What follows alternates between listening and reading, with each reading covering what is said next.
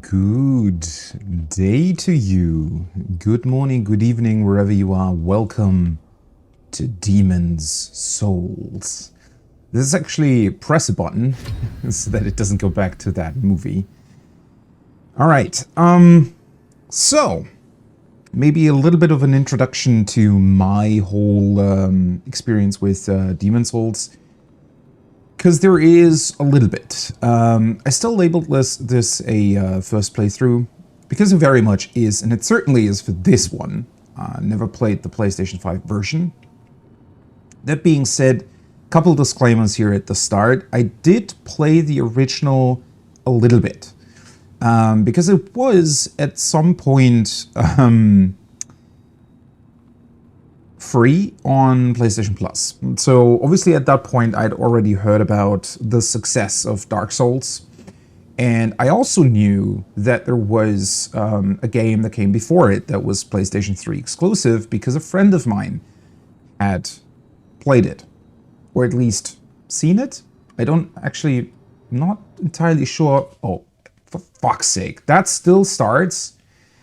God, I hate it when games do this, when they don't have a menu where you can just stay on the frickin' menu.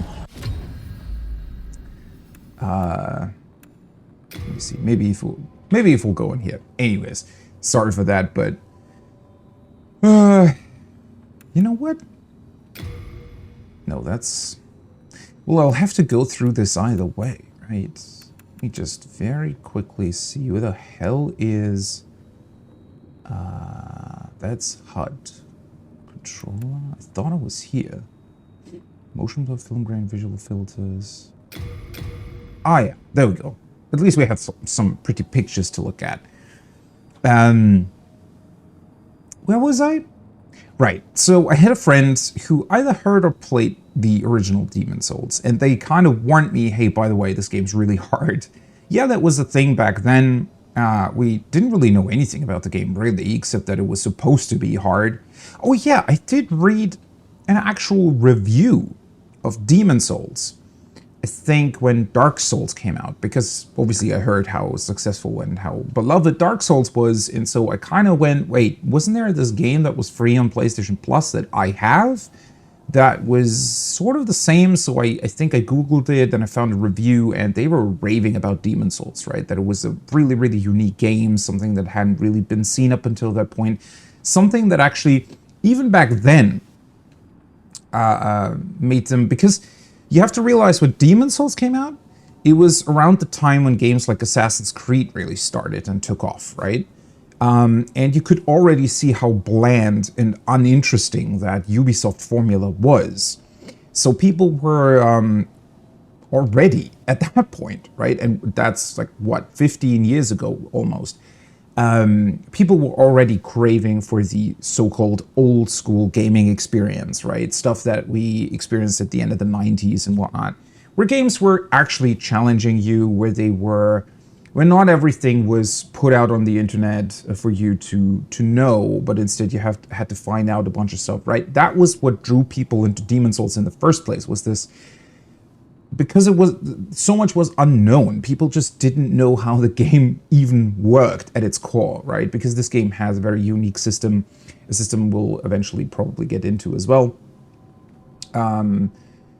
Depending on how much I interact with it, especially on the first playthrough, I don't know. Because I myself don't know everything, obviously, about Demon's Souls, because I haven't really played it. Anyways, so that's what I knew at that point, right? And yeah, I think it was, it must have been after I'd heard about Dark Souls, or maybe after watching a streamer play Dark Souls or something like that. And I can't, no, that couldn't be. I don't think I even watched streams back then.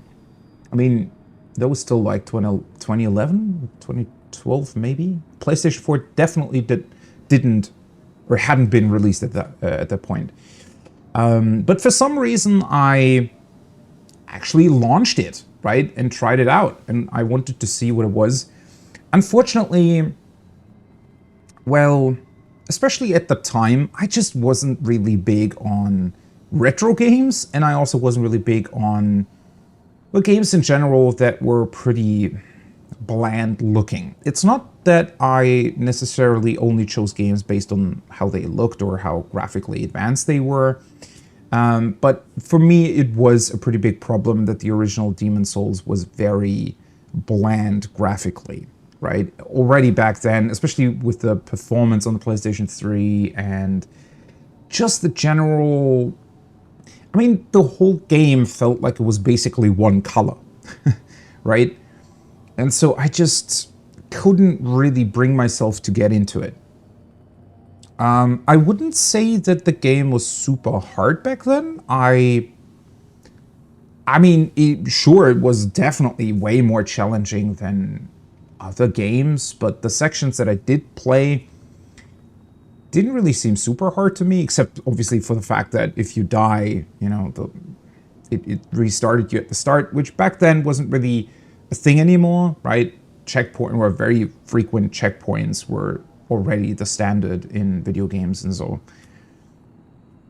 I don't know, that wasn't really it. It's just I just couldn't really generate interest to continue playing it. I was always really interested in the game. Because of its nature, because people were talking about it, right? Clearly it was something special. And you could see that and feel, or, well, not see it, but you could feel it when you were playing it, right? You definitely realized, all right, this is something that has just a very unique game feel to it. But as I mentioned, especially graphically, it was just... It was not pleasing to look at all. And when it's hard to even pick out details, when the whole screen just becomes one brown mush that you don't even really know what you're even looking at or what it's supposed to be, then I just, you know, it lost a lot of points in my book for that, right? So even though I enjoyed the gameplay, I didn't really play it much at all. I do remember getting through the first level, especially, so I will know a couple things. But yeah, that's my whole Demon's Souls experience. And then I went on to, for a very long time, sadly not really playing any FromSoft games. The main reason for it being that Dark Souls didn't really look much better. And I would say I'm still not a fan of Dark Souls at all.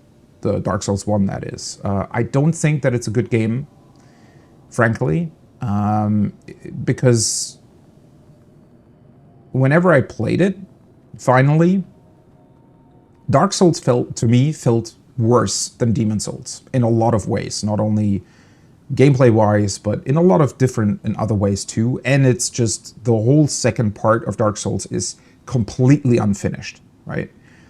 And so for somebody who didn't play it on release, who knew that Demon's Souls existed and had played it a little bit, Dark Souls just was never interesting to me. And because I hadn't played the first one, I also didn't play the second one. When Bloodborne came out, however, that was finally the big chance for me to get into the game. It looked way better, obviously, at that point than Dark Souls 1 and 2.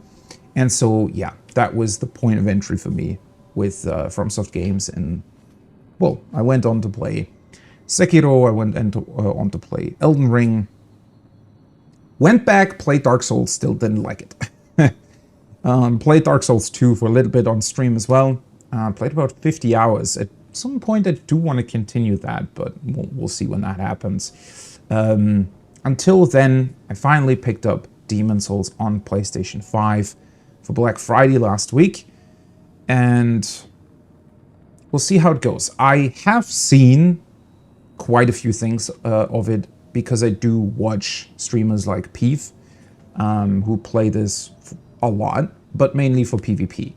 So I still don't really know anything about the levels in general, I would say, about level design. I don't really know enemies.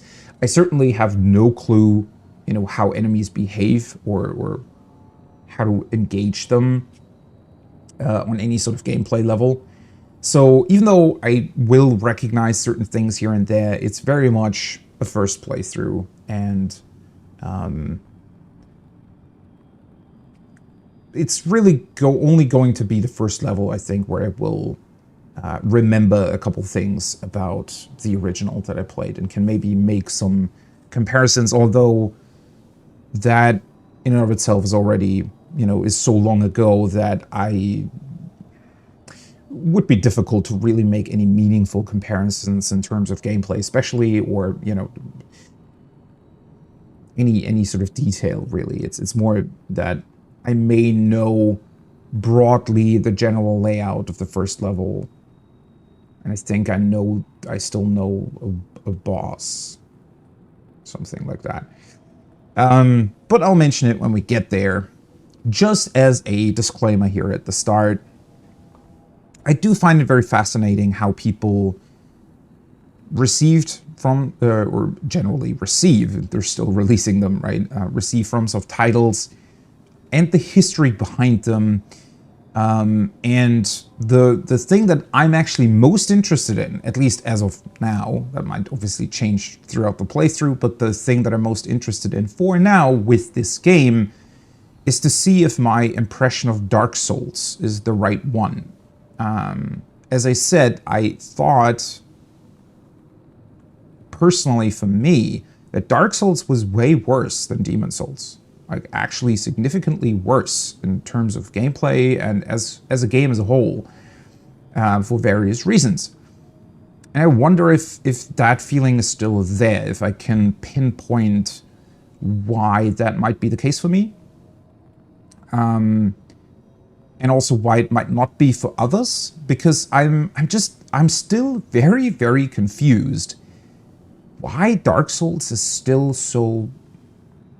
Well, obviously it's beloved because people have nostalgia for it, right? I mean, I have nostalgia for a lot of games that technically aren't that good anymore, right? Way, way better games have released. That doesn't mean that I didn't like a specific game when it originally released, right? That's perfectly fine.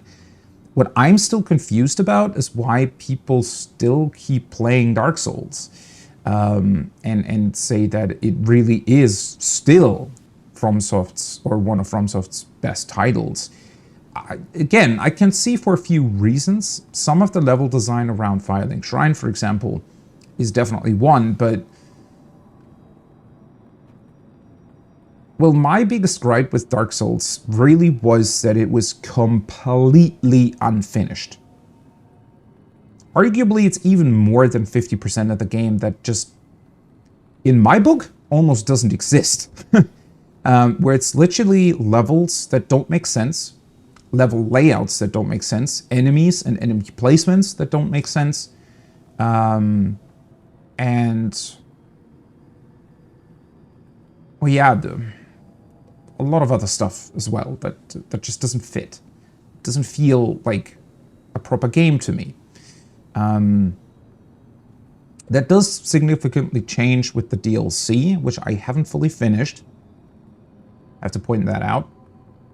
And apparently the DLC is supposed to be the best part about it. But that's another thing, right? Where I wonder that maybe the DLC of Dark Souls was so good that a lot of people forgot how bad the actual game was, especially towards the end. Anyways, I'm not, that doesn't mean that it's not wrong or something to like Dark Souls. It's just a very, very interesting perspective because,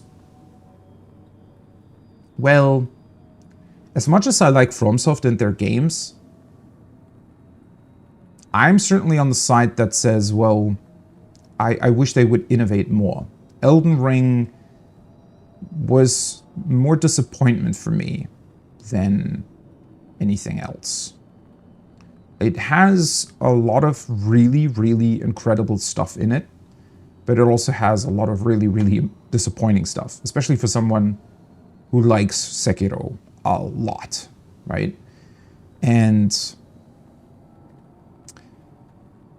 well, it's just really, really interesting to me to compare these games and to try to pinpoint where these differences, stem from, how the whole series as a whole, or how FromSoft's games as a whole have developed over the years.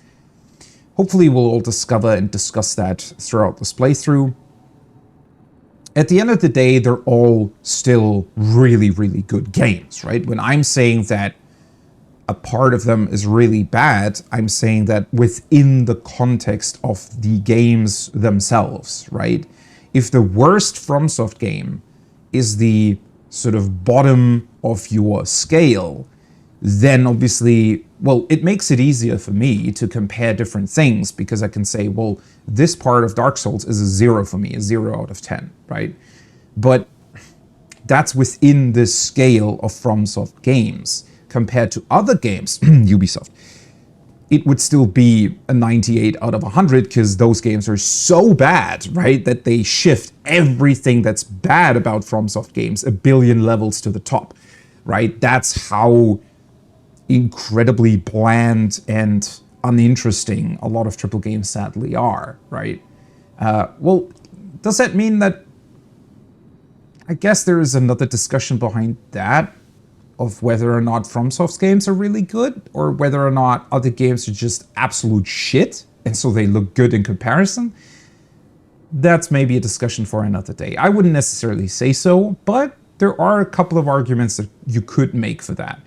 Then again, one counter argument to that could be that it's very, very difficult to decipher just how shit Assassin's Creed, for example, is, right? How bad is it? I don't think you can really, I don't know, quantify that, right? You can say that it's shit, and it is, but how shit? Well, that's difficult, right? So, well, that then also makes it difficult to decipher whether or not a FromSoft game really is good or whether or not it just feels good because other things are really, really bad, right? That is always a very weird thing to think about. I do find it interesting because, well, at the end of the day, what I want most is to have really interesting, unique, well-written, cool game titles that do innovative stuff, right? And creative stuff with gaming in general. And in order to get that, I feel like we have to criticize the work that is there, the work that exists, and what's bad about it. Because how else are we going to get better stuff, right? And where was I trying to go with this? Well, I guess at the end of the day,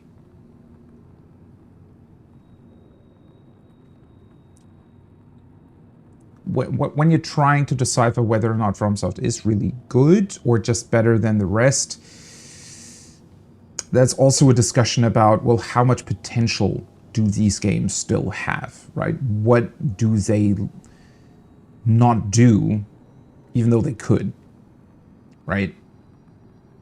Anyways, let's actually get into it. Oh, for fun. Why is... okay. See, that's very bright. That's very... How are you supposed to adjust this? Because...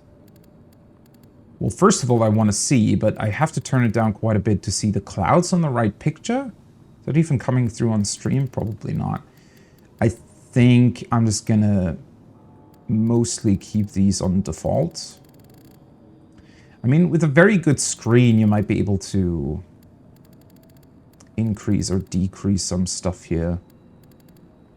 Then again, it's always also kind of hard to say what the original creative idea was for those. I think I'm also going to go with performance. 60 frames per second just fits better for these games, and I think... isn't it running in like 1800p regardless? So yeah, it should be fine. Motion blur, I don't know if it's per object motion blur. Intensity of blurring objects in motion, yeah. So that should be fine. Film grain is off by default. Let's actually turn that on. Classic, vivid. Well, these I'm going to turn off because I have no idea what they're doing.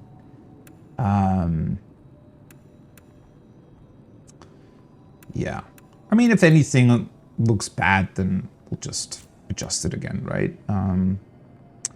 Volume should... is there an overall volume slider? Of course there isn't. Well, it sounds good in my headphones. I think it's a little bit louder than other games, but then again, it's supposed to be, especially in intense scenes, so... And in the menu, it certainly is fine. I'm just gonna keep it like this for now, and then we'll see. Oh, there is a dialogue boost mode. Should be fine. Camera, you can change the camera? Behavior, chase, wall assist, manual.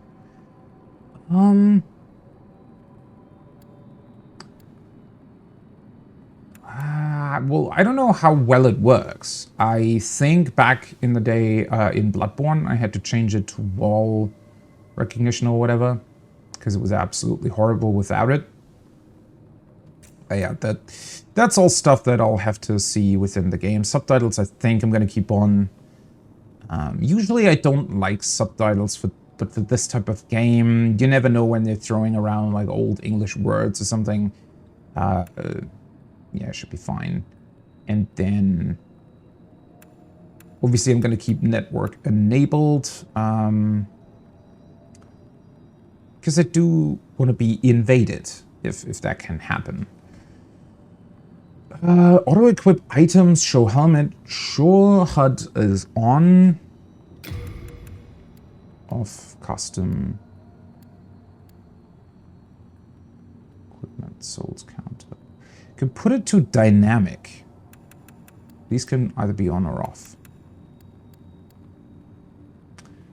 I wonder whether or not dynamic... I don't think that the original had dynamic, right? The original had the HUD either shown or not shown. But I think it might be interesting to have moments where you can see the entire screen and everything. And because if it looks really, really good, it's going to be fun to look around without having the HUD in the way.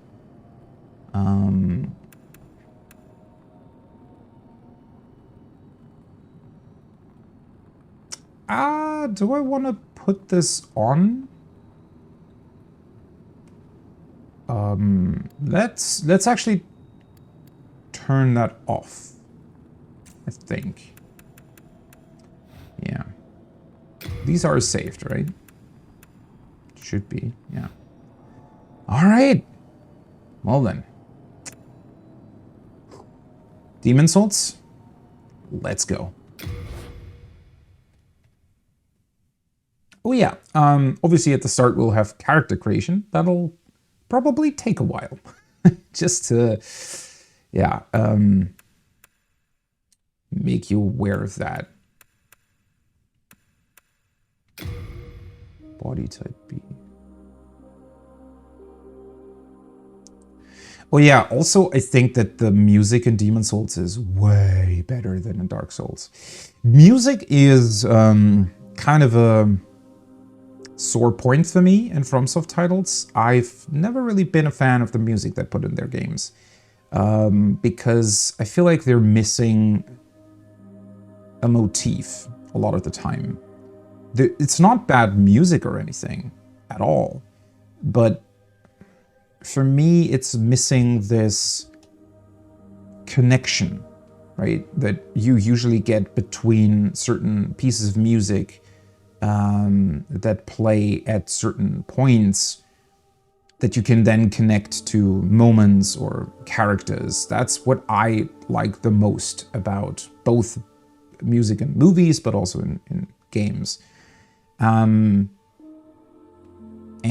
for most FromSoft titles, I would say that the music is passable for me. Like, it's good music, again. It's not that it's bad, but it's more sort of in the background for me.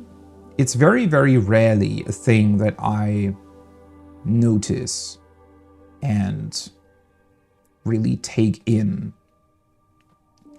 But that being said, one piece of music or one melody specifically that I've always enjoyed and that I very much connect to FromSoft, and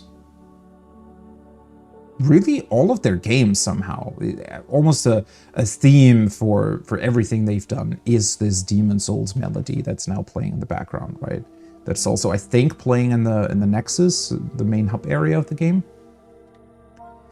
First of all, let me name myself.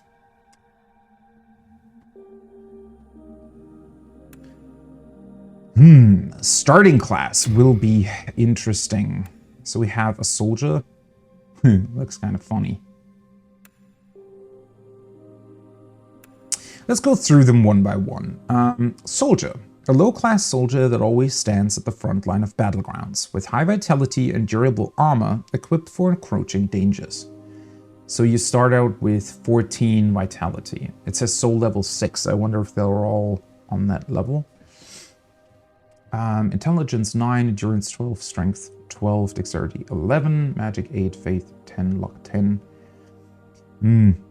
This has always been one thing that I'm not particularly a fan of in FromSoft games, as much as I like that you can customize your character and level them up however you want later on, and use everything if you put your souls into the right stats. I wish that not only that the starting classes would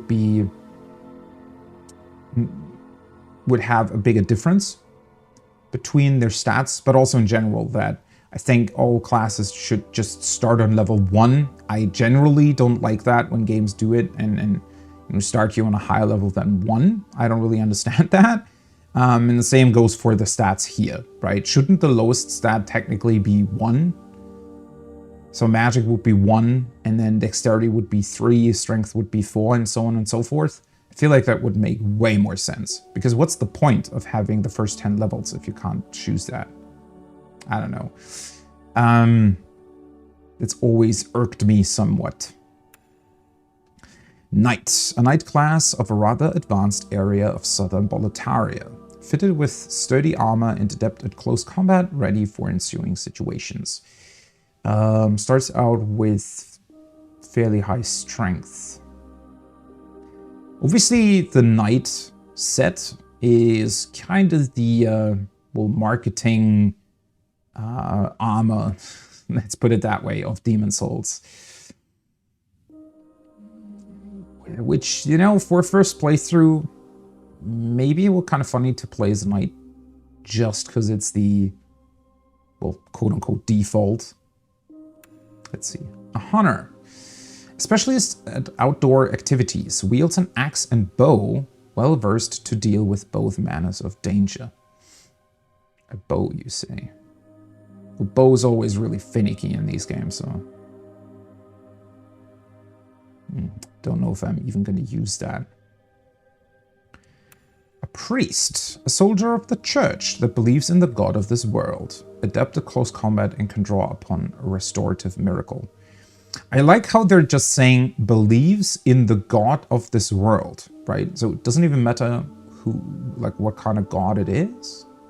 We don't know anything about it. It's just well, there is a god. Interesting. Yeah, so they start out with faith and miracles.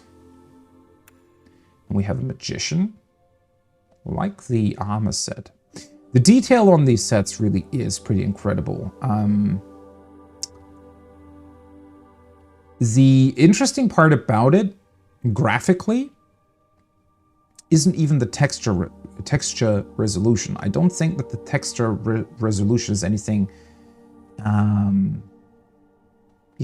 special about this game at all. It's more the, well, I don't know what kind of techniques they're using, but I think it's either the polygon count in and of itself, or something else, some other technique, or, well, I really don't know. But as you can see, when you look at the shield, for example, right, you don't actually see polygons. It actually looks like the outside of the shield is sort of bented and dented metal, and everything else also has these crevices, and it all looks a bit rugged and used.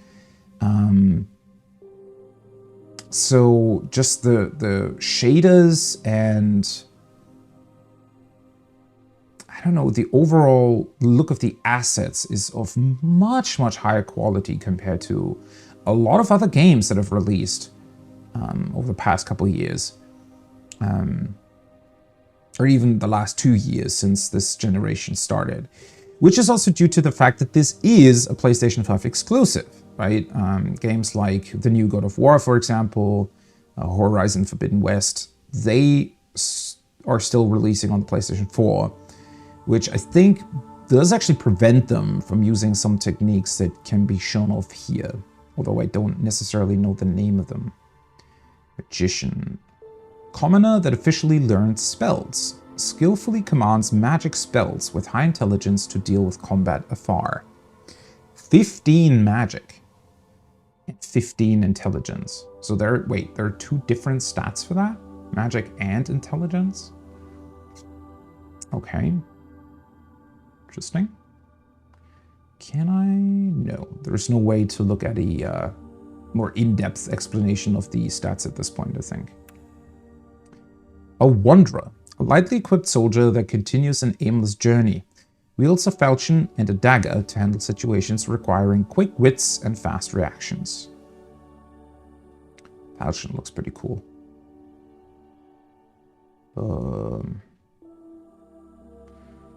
15 dexterity, so that would be the equivalent of the knight for dexterity. Interesting that the knight starts with 14 though.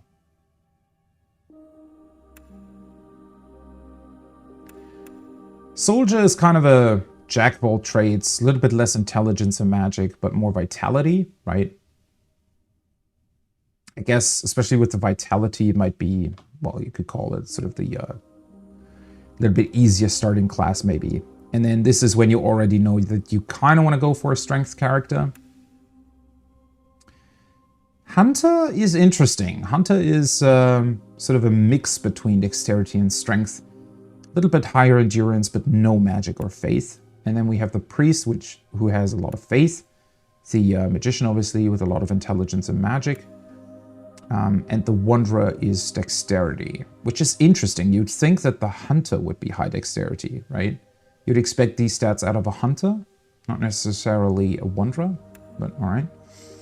A barbarian, a person from a primitive civilization, though lacking in gear, pure strength matched with high health, wielding a powerful club.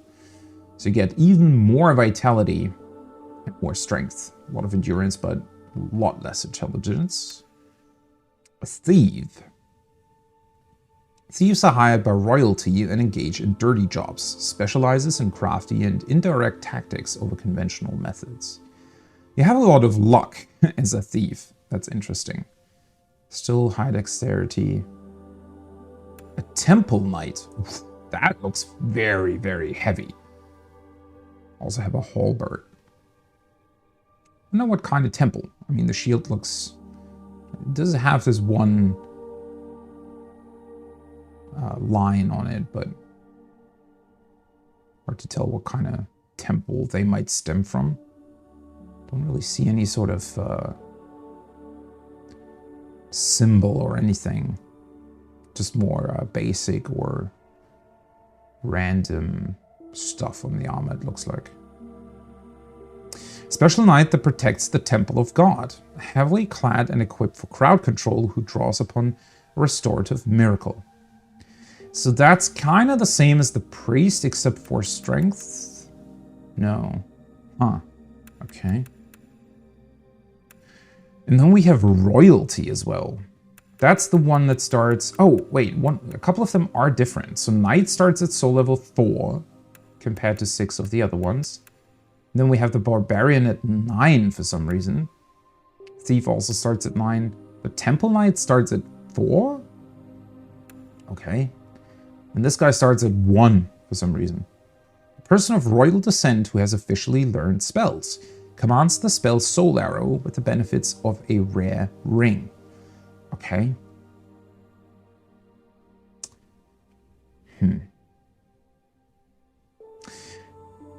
Honestly, I kind of want to go with the knight.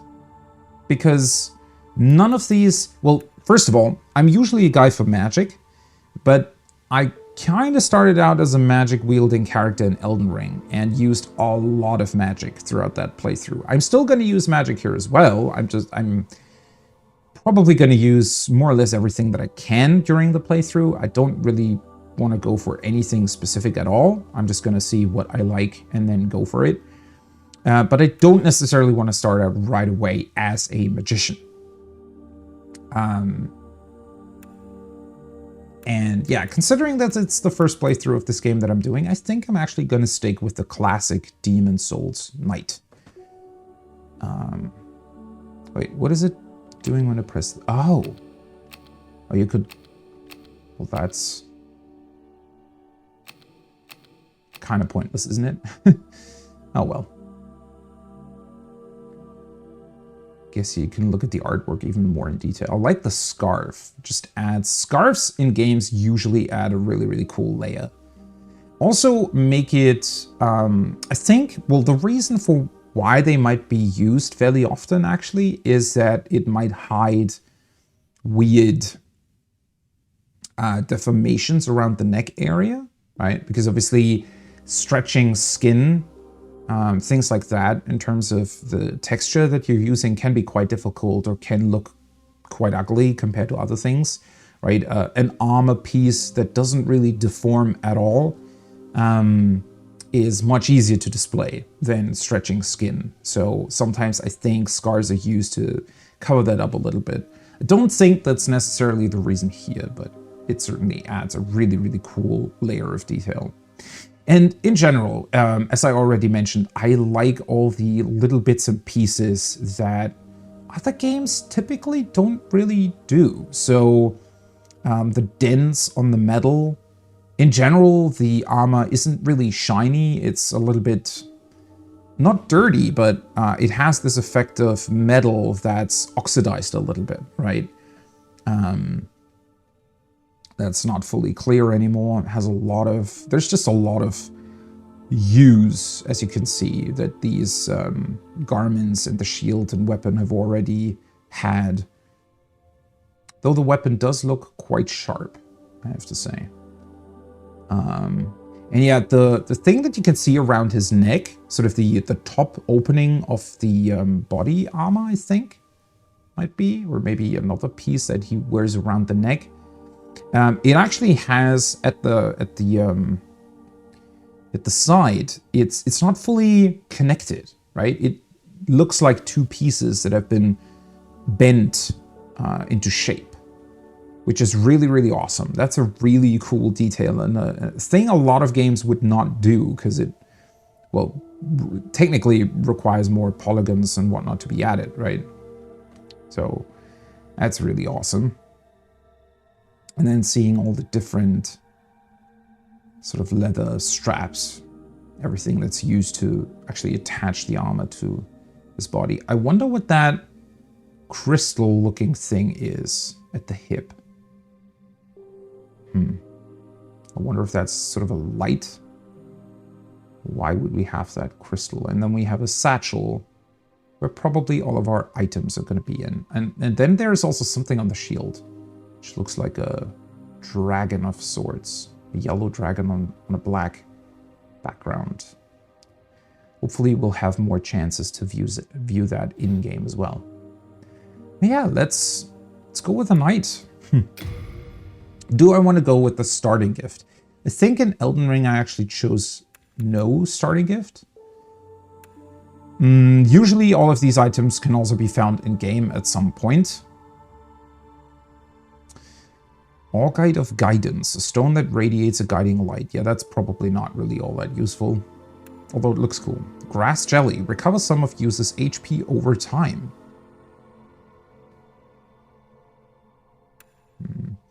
Elixir temporarily increases the rate of stamina recovery.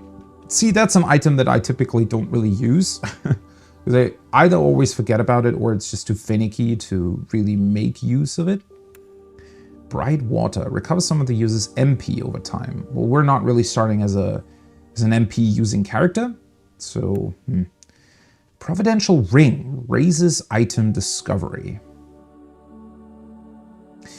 Honestly, maybe this would be a pretty cool choice.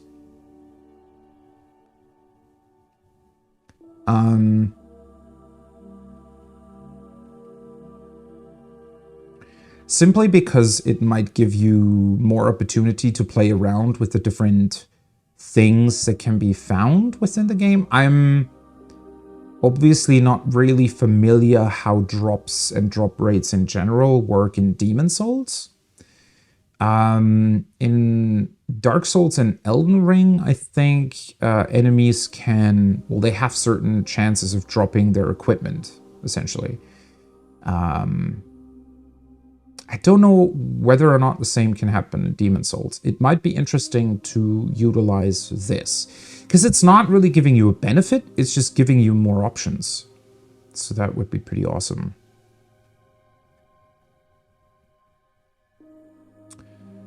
Hi. None of these items is unique.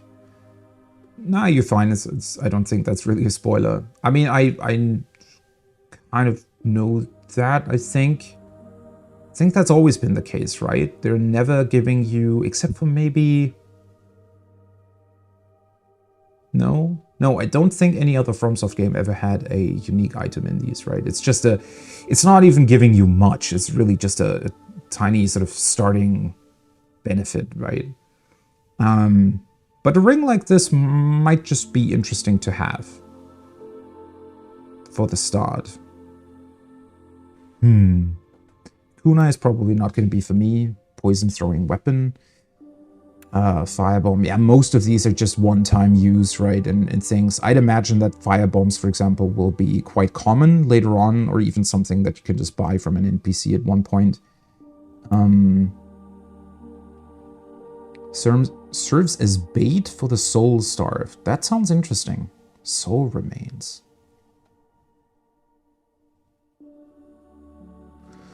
I think there are similar items in other FromSoft games as well, right?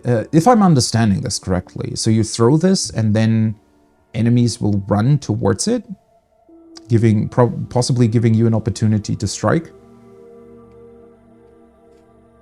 Fire arrow. Inflict fire damage when equipped with a bow. Yeah, I kind of think that if I take an item, this is really the only interesting one. I mean, everything else is, well, just items that you can use and that are probably going to pop up way too much over the course of the playthrough. Well, I am pretty sure that you can probably find the ring within the game itself at some point as well, but yeah, starting out with an interesting ring like this, why not? Why not? I like the idea of it. Okay, you can save your character appearance. That's good. I think you can do that in all FromSoft titles, right? I was gonna say, is that something that they newly put into this, but I don't think so. All right.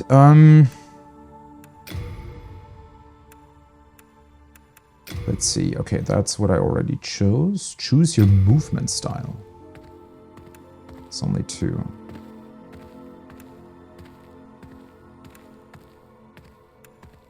So one is a bit more slouched. Kind of wish this would change with the weight of your gear. That would be awesome. I don't know, they both... That might be the armor. They both look a little bit slouched, or as if your character's holding their shoulders in kind of a weird position.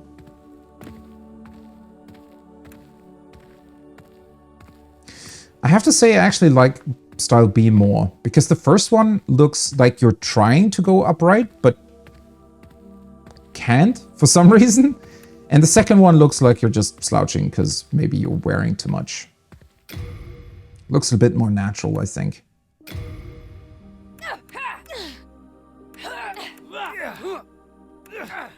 Oh, okay. So we only have 3 sort of manly sounding ones.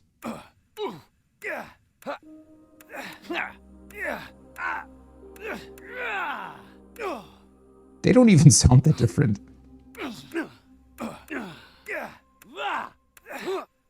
I think I'm gonna go with this one. Not that it really matters all that much, but... Well, Okay. Oh boy. This might take a little bit longer.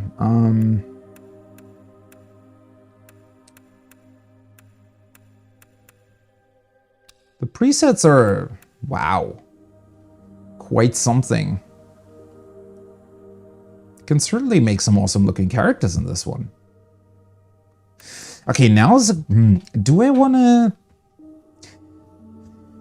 There's two big options, basically. I could go with a more human-looking character, possibly make him look a little bit like me. Or I could go all out and just make a...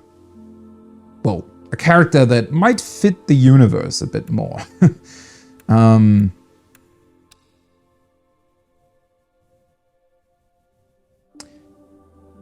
That looks a little bit out of place in Demon's Souls for some reason. I mean, it looks cool, but the green skin? Oh, that looks awesome. Those red eyes certainly add a lot to a character.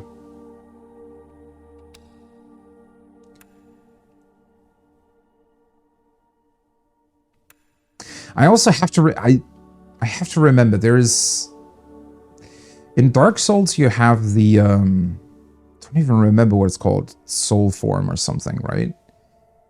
So when you die, unless you use humanity again, your character's gonna look like a zombie the entire time.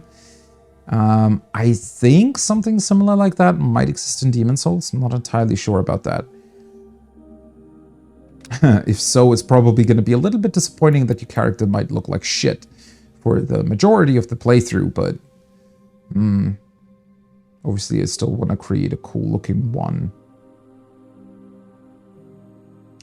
I don't know, the more basic options do look... I mean, they don't look bad, but they are a bit, well, more basic, I guess.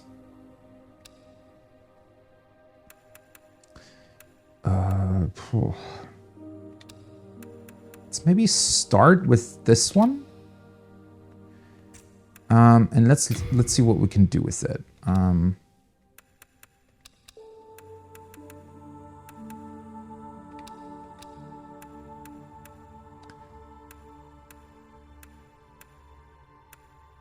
That's very white. I like the red speckles on him.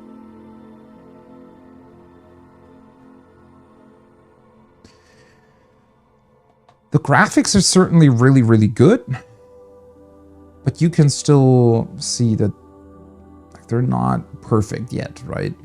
We still have these kind of thick hair strands and whatnot. Obviously not a big deal, but I wonder when they'll find ways to improve that.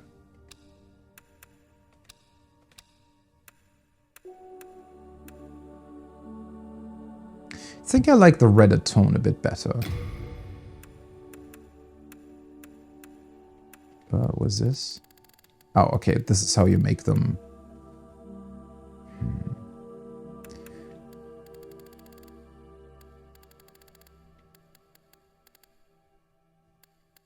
Can make it a little bit wider, or I could go with...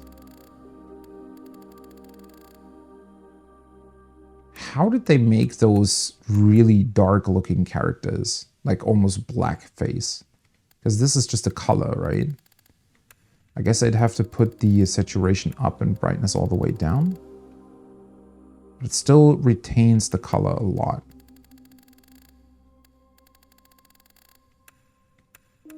Don't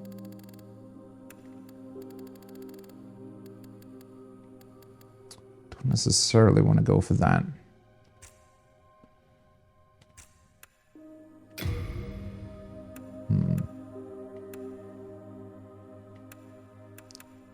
One thing that I honestly don't like that much about character creators is when they give you a bunch of different pre-existing options, but then also give you the option to adjust them more. I don't know, for some reason I find that a bit weird. It makes sense in the grand scheme of things because, well, people might not want to put all that much time into the character creator, but they still want a general look for their character. So it's good to have both, but I wish they would be separated a little bit more. Because I'm not entirely sure here. It looks like, especially with the skin color, as if these presets already determine what you can actually do later on. Because, wait, let's select this guy for a second here. Okay, so he has sort of a brownish... Okay. Let's see if I can...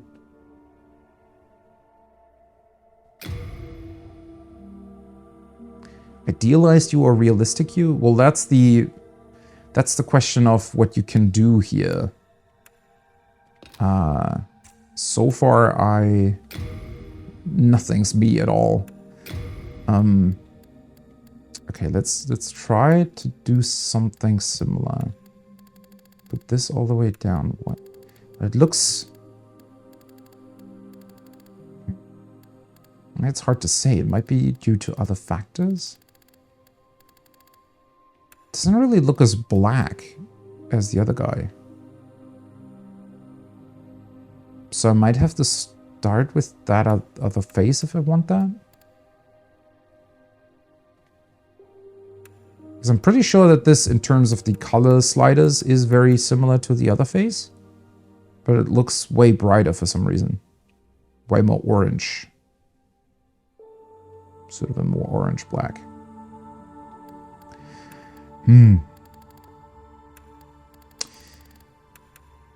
Difficult to say if I want to go with a normal human or something special.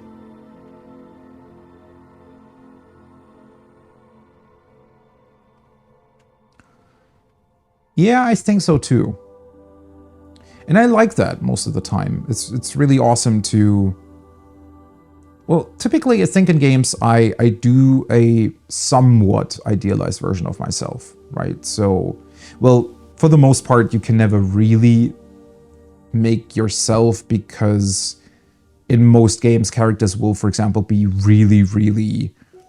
or they'll have really athletic bodies, for example. And or a lot of muscles, or...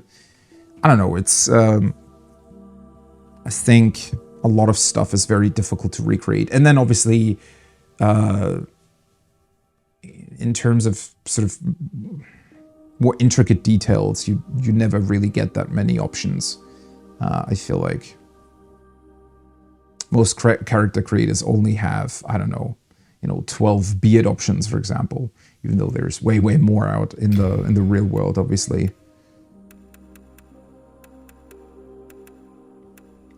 I do find it quite difficult to decide on something here. I mean, these all don't really look like what I want to do. Maybe I should go with another preset for now. I like the idea of creating some sort of completely unrealistic, cool-looking demonic character. Because these faces do look very... Well, he doesn't. He looks a little bit like a Lord of the Rings dwarf, maybe? But...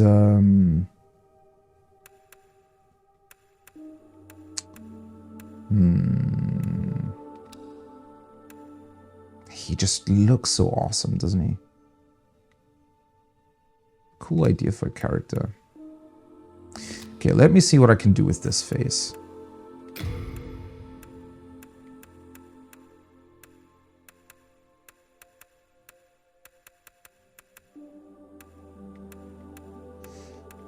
They all look very, very similar.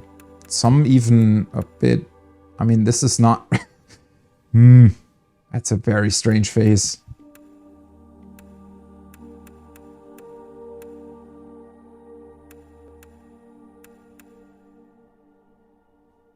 I don't know, there's a certain...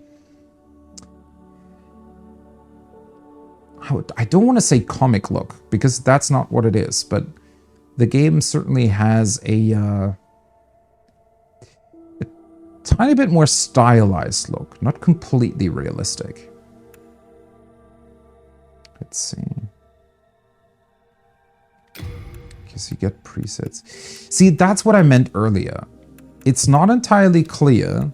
I mean, I guess I could go through everything, but do these eye presets correspond to the same face presets here? Or is that something different?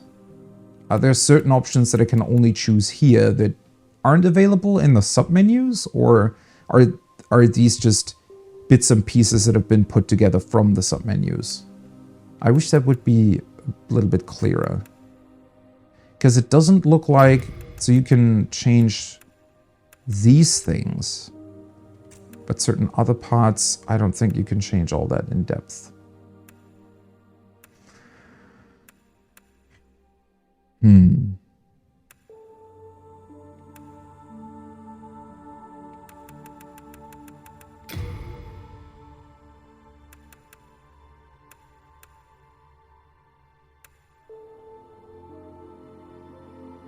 I chose this preset because even though it's very, very far away from me, it's still, I think, kind of the closest.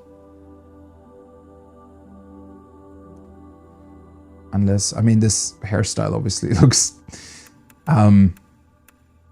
strange, let's put it that way. But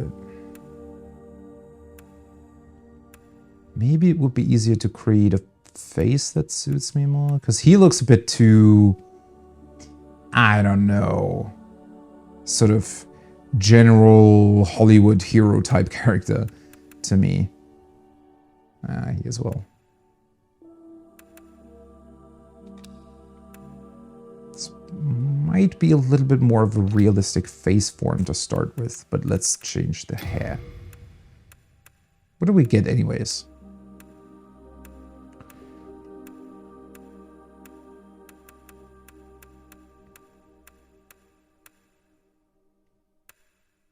A lot of these are arguably a bit too modern for the game.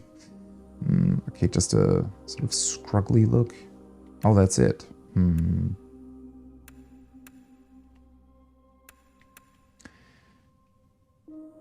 Well, I mean, that certainly would be the closest, but does it fit the game? I don't know. Maybe this would be better fit in this case. Just a bit more sort of scruffy looking.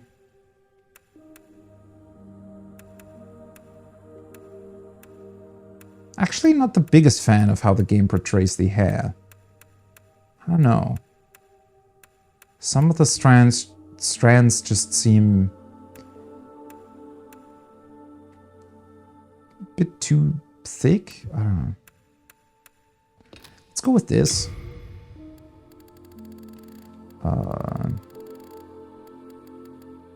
Let's see if I can create a brown.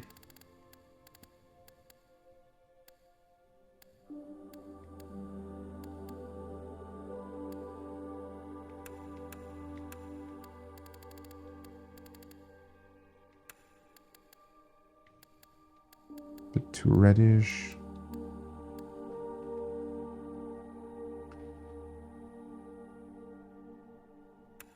Yeah.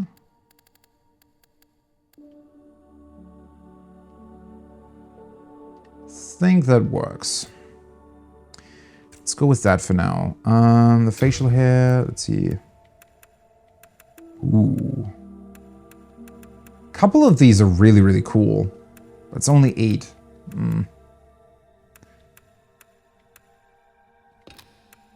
Let's go with this.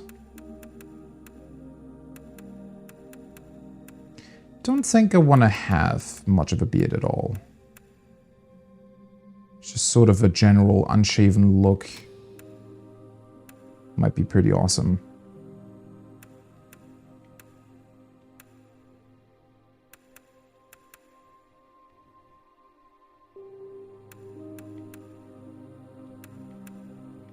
Darker, not so dark.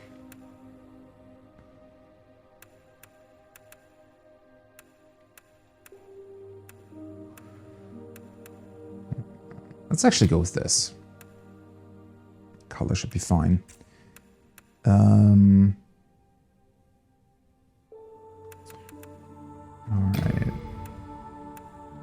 Wow, there's some crazy eyes in this.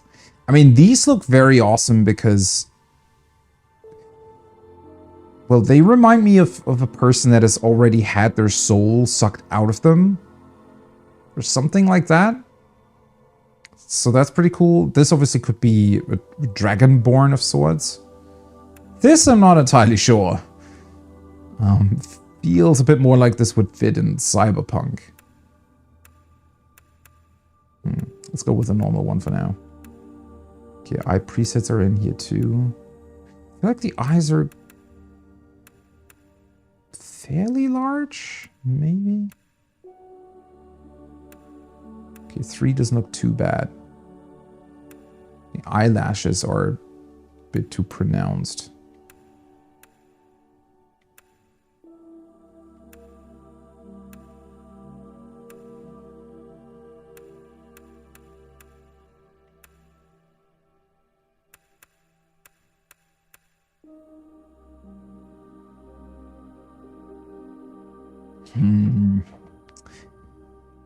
These would be fine, except that they look a little bit tired. Let's see, 11.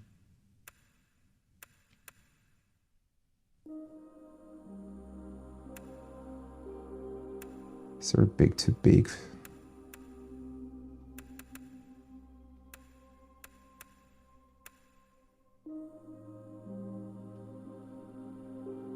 Technically, these look even more tired, but I like the shape.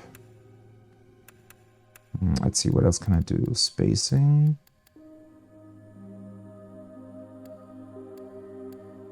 A bit closer together.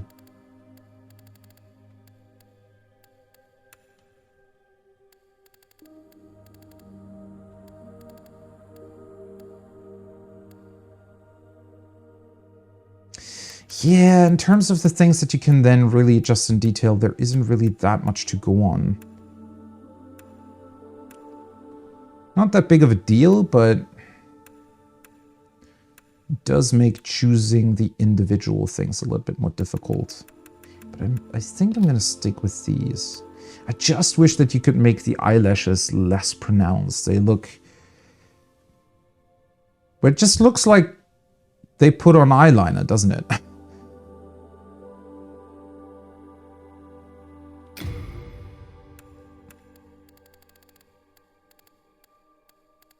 Okay, let's go for a gray-green sort of color.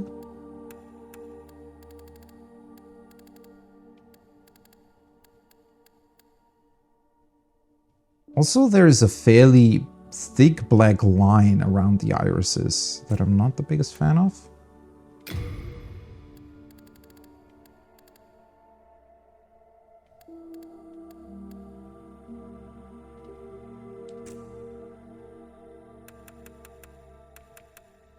Certainly does seem like there's a little bit of stylized look going on here.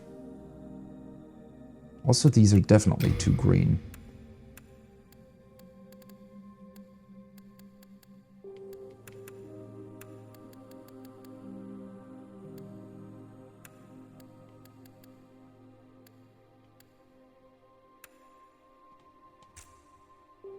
Maybe something like this.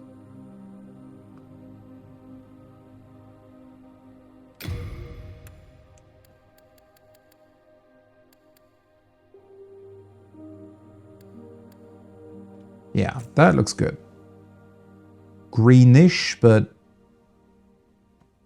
also a lot of gray. That fits. Oh god, there are some really, really crazy options in this. Why are they also curved?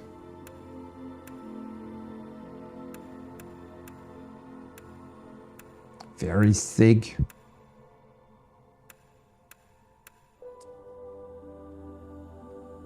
It's a very strange look, isn't it?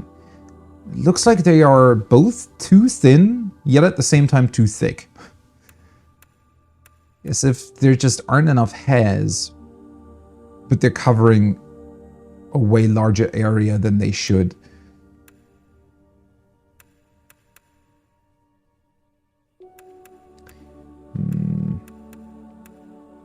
Boy, is this difficult. Maybe this? Why do they all have this weird curve? Oh, I had to. Is it this one? I think so.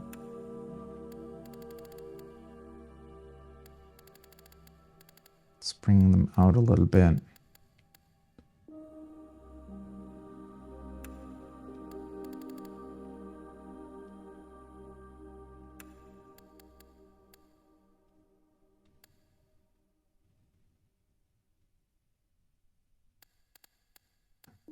I wish you had a little bit more individual control of a couple of aspects here. Like from this side, it looks perfectly fine to put this all the way out, right? But when you look from here, it looks like there's this weird overhang above the eye that looks very unnatural.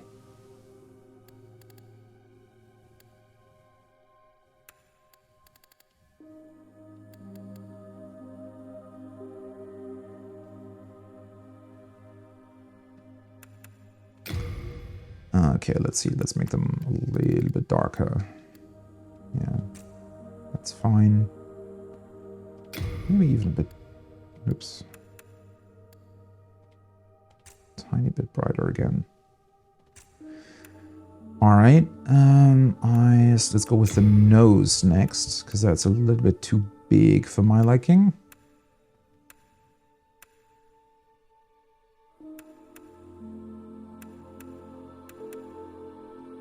It's just a general shape, right?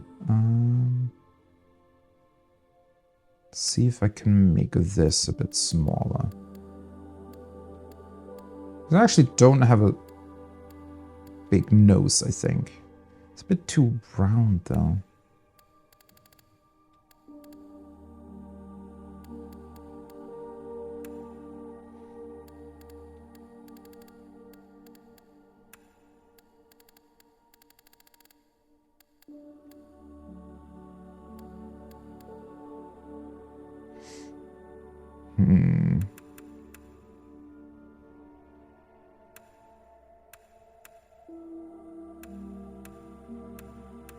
This is the one that I just had, right?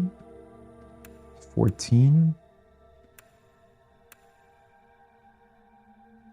I feel like the nostrils on all of these are fairly large for some reason. They all have very large nostrils. Yeah, I think I'm going to stick with, what was it, 14? I wish I could adjust that. So in terms of the size, it's fine, but the nostrils are too big.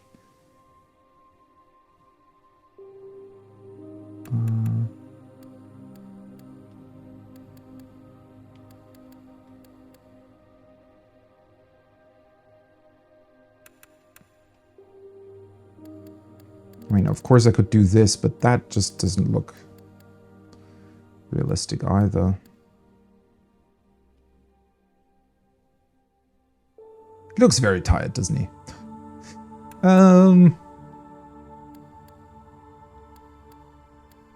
Bit further out, maybe? Let's go with this first. The most difficult thing I always find is that, well, it's quite difficult even when you know what you want to go for to work on individual pieces, right? Because it always sort of, the entire appearance at the end of the day needs to come together in the way that you want. So sometimes you then have to, once I adjust the mouth, for example, I might have to go back to the nose and adjust some settings. It's the most difficult part about this, I feel like.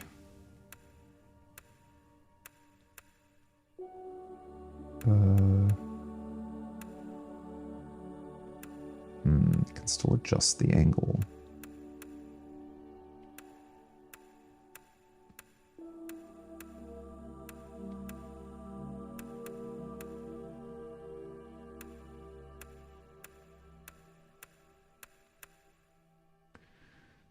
I feel like none of these really look like mine, to be honest. Although with ears, that's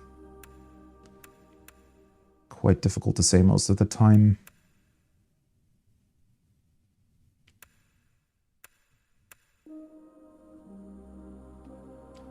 Maybe these? That was number 8, right? Yeah.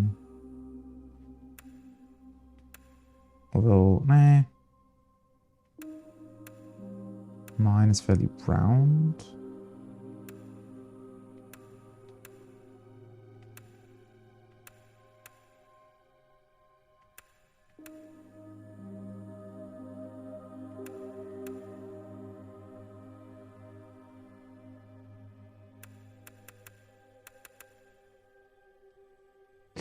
Let's see what I can do with these. Angle should be the... Oh, that's not actually the angle that I thought it would. Okay. It's the outside angle, not the... I think you could tilt them as well.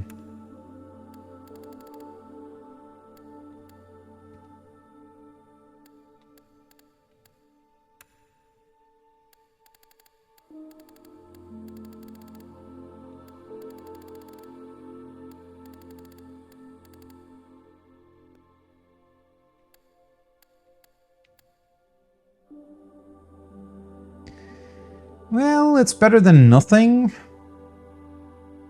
Just wish you could adjust the size as well. It fits for now.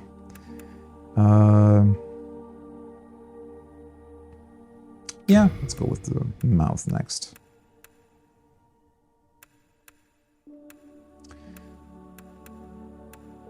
I wouldn't say that I really been able to make him look like me at all for now. Looks like a way, well, not way older, but certainly a way more scruffy, maybe fantasized version of me.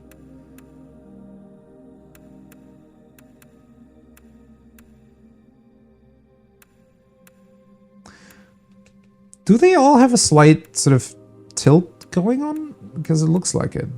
Not necessarily against it. It actually gives the face some character, but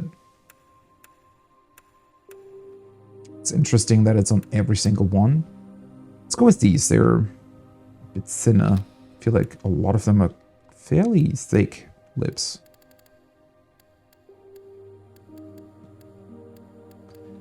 Not as wide as well.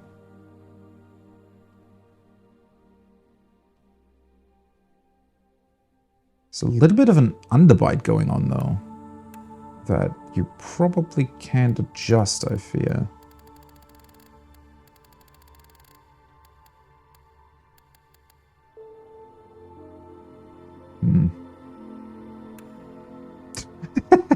What the hell? That looks like a very painful expression, doesn't it? Vampire teeth. Oh, these are actual vampire teeth. They all look very unrealistic, don't they? Yeah.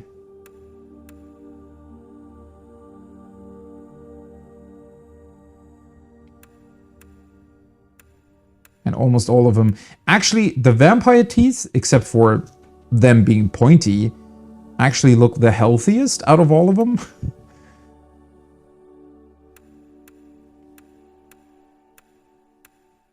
They don't look quite right, though, for some reason. Just a bit too large, almost. Somehow not really like teeth are supposed to look like. Don't think that it will matter much, but I mean, if you put them in the game, why not make them look good as well? Not good in terms of making them... well, how healthy teeth should look like. It's actually pretty cool that they give you options that probably fit the universe a lot better that you're playing in here, but make them look like actual teeth. These look a bit, I don't know, just very uncanny, don't they?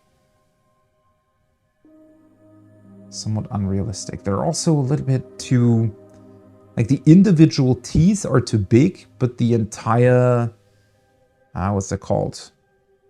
well, all teeth together look like they're actually too small in terms of the width of the inner portion of the mouth. But then again, doing realistic teeth in a video game is quite challenging.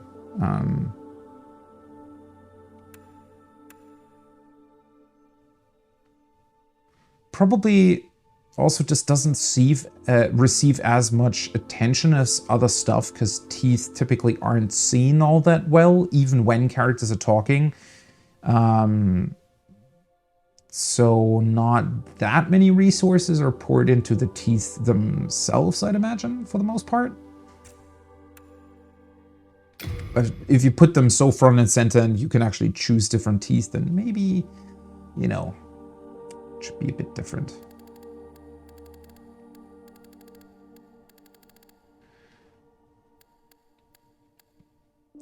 Let's do that a tiny bit.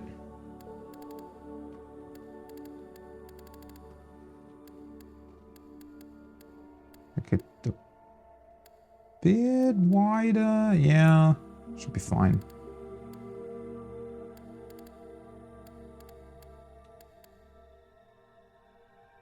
A bit like this.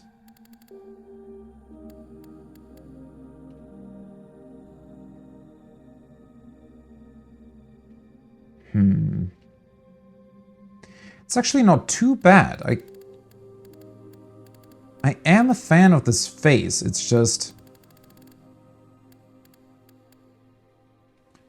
it has a couple things here and there that seem to be non-adjustable, but also just don't look quite right. Like the thick black line around the irises, for example. The eyelashes. Especially the eyes. It just...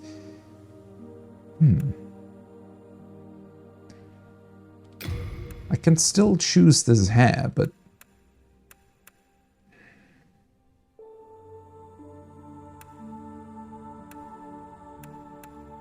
well, looking at it now, it actually looks much better. Like, just in general, because this has the weird stuff on the top portion there, the pony stuff. Is it called that? Let's maybe try this for a bit. Facial hair I already adjusted.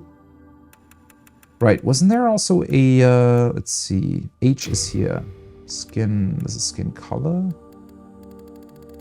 Does it make a difference? Oh yeah, it does. All right. Should I put it to my actual H? Honestly, the character looks much older, I would say, than the slider suggests. I don't know, when you put it at 20...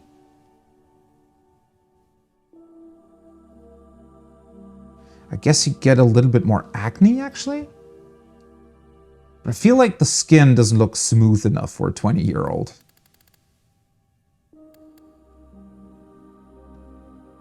Yeah, I don't know. Doesn't this look more like, I don't know, 38 and not 27? Of course it depends, but... And then what does... oh, okay, weight just extends your... Let's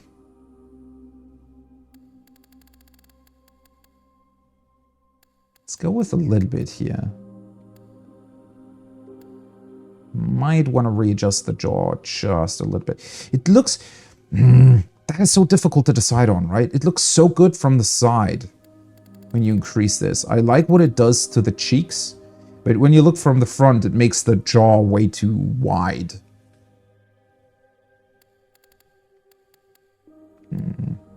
But let's put this higher and instead try to go back to the jaw adjustment. Let's see if I can maybe just pull this back a little bit. Yeah.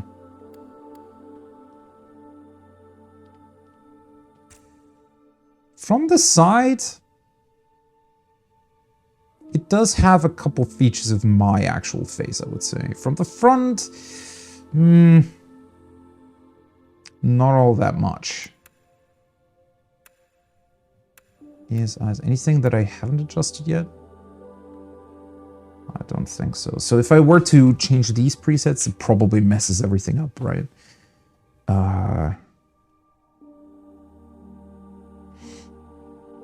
I just wish that I could adjust the eyes a little bit more. Did I even look what glow is? Oh, okay, it makes them really shiny. Yeah, I don't really want that.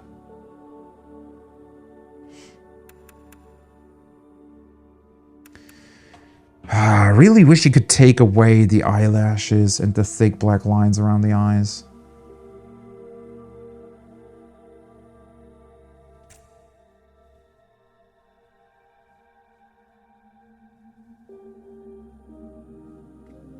Do really like my jawline though. Jawline, the chin. Mouth isn't perfect, but it's getting there.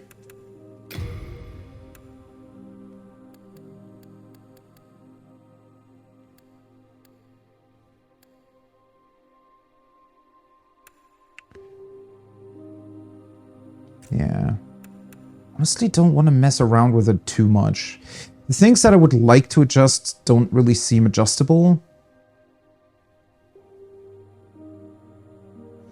So I think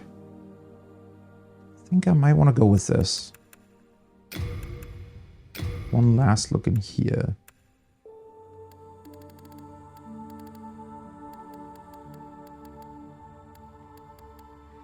Makes them really dark though. I just want to take away the shine a little bit more. It's fine though. I mean, technically that's a reflection, right? But it's a very, very intense reflection. It's as if I'm standing in front of my bathroom mirror. I get a reflection like that. But not when I'm just standing around somewhere. One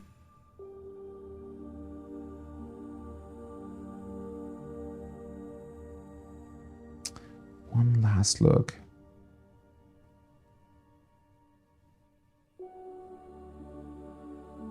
You know what? Let's go with it. Not perfect. Looks a bit too much like a middle-aged dad. Maybe. Not necessarily a person that I would like to send into a world infested with demons. But, well, why not? Let's go with it.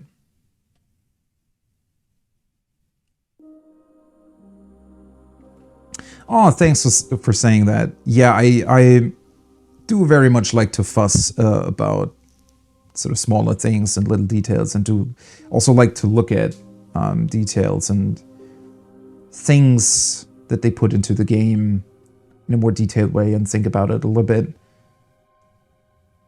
And I like character creators. Even though, sadly, most of the time you don't even get to see the stuff that you create all that much, unless it's a game. But that's rare, I feel like. A game that has a bunch of really well-crafted cutscenes typically goes with predefined characters rather than stuff you make yourself. And all the games that give you a ton of different options for the character creator then don't really have that many cutscenes that actually show off your face. A little bit of a two-edged sword, I guess. But yeah, I'm gonna go with this. I like this. Let's see. Yeah, boom, helmet on. Oh well. Still cool. Alright. Let's go with the Knight, Providential Ring, to hopefully get a few bits and pieces of drops here and there, a few armor pieces that otherwise I might not really get. Let's see where this goes. King Alant XII, by channeling the power of souls, brought unprecedented prosperity to his northern kingdom of Boletaria. That is, until the colorless deep fog swept across the land. Boletaria was cut off from the outside world, and those who dared penetrate the deep fog never returned. But Valifax of the Royal Twin Fangs broke free from the fog and told the world of Boletaria's plight. That the old King Alant had roused the Old One, the great beast below the Nexus, from its eternal slumber, and that a colorless fog had swept in, unleashing terrible demons. The demons hunt down men and claim their souls. Those who lose their souls lose also their minds. The mad attack the sane, and chaos reigns. Valifax also spoke of the enticing power of the demon souls. Each time a demon claims a human soul, the demon's own soul is invigorated by the life force, and the power of a mature demon soul is beyond human imagination. The legend spread quickly. Mighty warriors lured by the possibilities braved the Fissure to breach the accursed land, but none have returned. Pure of the Twin Fangs, yet the silent chief, Saint Urbane, Scurva the Wanderer, the sixth Saint Astraea with her night Garl Vinland, and Sage Frake the Visionary. The colorless deep fog slowly creeps beyond Boletaria's borders. Humankind faces a slow and steady extinction. The deep fog will eventually swallow all lands near and far. But Boletaria has one final hope. A lone warrior who has braved the baneful fog. Has the land found its savior?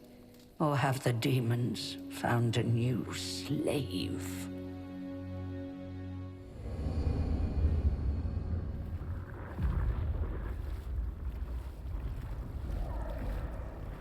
As always, a very, very awesome introductory cutscene. I shall guide you to the Fissure.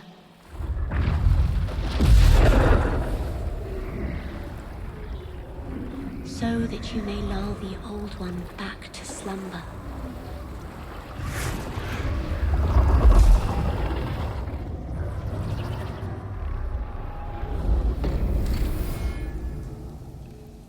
Wow. The transition from cutscene into gameplay is really, really well made. It also obviously helps that both are obviously very close in terms of actual graphical rendering. And the amount of detail in the scene is also pretty spectacular. I can definitely see that the game isn't running in full 4K in performance mode, but especially during more intense gameplay scenes, I feel like that's not necessarily going to be much of a problem. Having played Elden Ring earlier this year, it's actually interesting just how many recurring themes, and not only themes, but also just general, I guess, ideas and certain other aspects of their games are always coming back. Obviously, I don't know what this was like in the original Demon's Souls, so there might be a few details here and there that were changed by Bluepoint Games when they made the remake. But the introductory cutscene, in a lot of ways, was actually very close to the one of Elden Ring. And I'm still going back and forth whether or not I like that FromSoft always does the same thing, or whether or not I don't like that. It's a very weird question, and I haven't really found an answer for myself there. It is quite pretty, yeah. The amount of just tiny little detail in the scene is very impressive. And they have, I don't know, they found a very, very interesting look. Something about how they're putting the scene together almost looks like an actual concept art piece. Just very, very impressive. Yeah, I should probably, I mean, the normal stuff here should be very much like Dark Souls, I feel. So then the ground. Oh, wait, is this a message? Oh, it's a message. Standard attack. I was gonna say, wait, why is the water burning? But that's a message. You see, this looks way better than what they did in Elden Ring. In Elden Ring, they also wanted to blend the messages a little bit better into the world, I feel like, but they still just look like something that doesn't necessarily belong, right? It's another one of those things where I don't even know if I would be bothered by it, if they changed it, if that's really anything that adds to the game. It looks incredibly impressive here.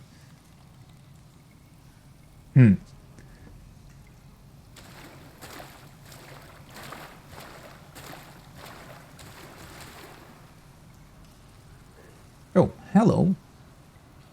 Oh, buddy.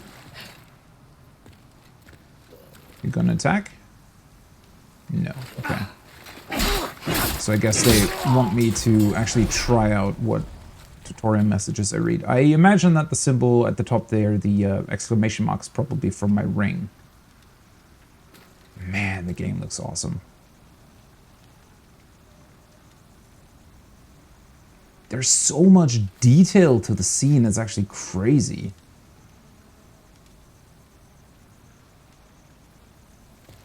Very foggy, obviously. That's always been something that I found funny. When I look back at the couple things that I knew about Demon's Souls back in the day, and then comparing it to Dark Souls, and also the later games, Bloodborne, Elden Ring, fog doors, for example, stayed throughout the course of the FromSoft games, but they were just generally accepted as the way they designed boss rooms, I guess. I mean, I don't have anything against fog doors. I just find it interesting that they never bothered to explain them after this one. Whereas I think having the fog so prominently, you know, as a subject in the introductory cutscene, saying that the fog is the thing, well, as far as we know, that is creating or influencing these demons, it gives background to why fog doors might exist, right? Even though they themselves aren't necessarily explained. But in the other games, they didn't even bother, which I always found strange, that there wasn't at least some sort of attempt at, you know, saying, well, this is why they exist. Oh god, I'm fad rolling. Shit. Let's see. The menu I've heard quite a bit about. I've definitely heard people saying that they didn't like what they did with the menu in the remake. Looking at it myself, it looks very modernized, which doesn't have to be a bad thing. I mean, for now, it's fine. I never liked the problem with PlayStation 3 menus nowadays is if you go back and play PlayStation 3 games, and same holds true even for the Dark Souls remastered version, is that their layout just doesn't fit modern screens anymore, right? They're way too big and don't utilize screen space very well, whereas this one obviously does. And I think I personally care more about screen space being utilized well. I can live with the more modernized look. It's probably not a big deal. 2 ring slots. Let me see. Where's item discovery? Where is the... I do like how in depth you can look at the items themselves. Ah, there we go. A luxurious ring of simple design raises the chances of item discovery. Once the most prized possession of a merchant, he bet his life on the hope of greater riches.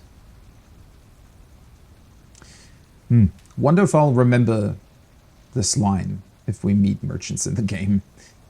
Maybe we can find the one that had the ring. We actually do get a couple of, I think these are healing items. Slightly recover HP, reasonably recover HP, and counteracts poison.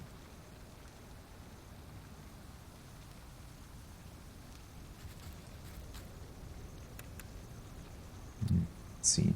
Medicinal herb named after the lunar phase, consumed to recover a small amount of HP. The effects of moongrass vary depending on its state at the time of harvest.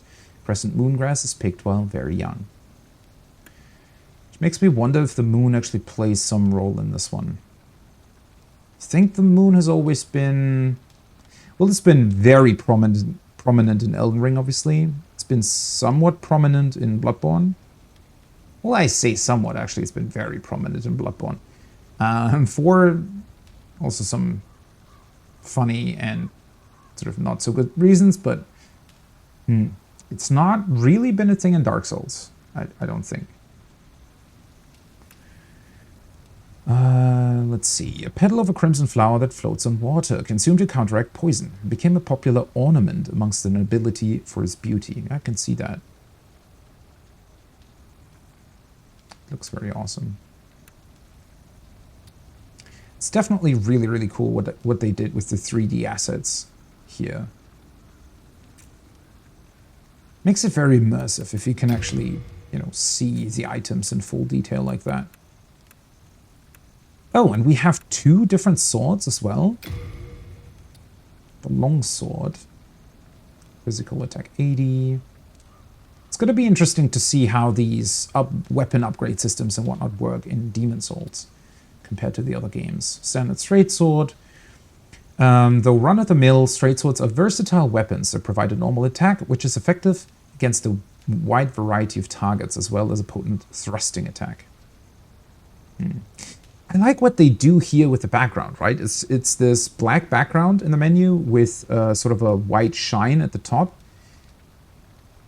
Which is actually, I think, why I'm a fan of this more modernized look. It looks very modern, but at the same time, they're using, it sort of creates a, it has this sort of leathery texture to it. It's a very cool menu design.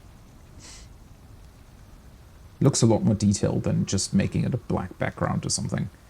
And we have the Mail Breaker. Though this exceedingly small rapier lacks a cutting edge, it can pierce the toughest armor. Rapiers boast great damage despite their narrow attack range, performing well against metal armor and hard scales in particular. However, they are easily parried and do little to break an enemy's guard. I probably want to unequip one of the 2. Let me see.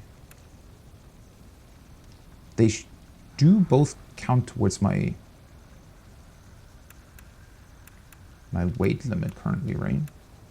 And we have a kite shield, medium-sized metal shield issued to knights of the relatively advanced region of Boletauria's south. The yellow dragon crest signifies knights of low rank. Wow. Looks pretty awesome for a shield that signifies a low rank, but okay. In terms of stats, so this can be thrusting or what's the other one? Slicing? Does it specify? We'll imagine. Oh, no, wait. Normal. Okay, it's normal and piercing.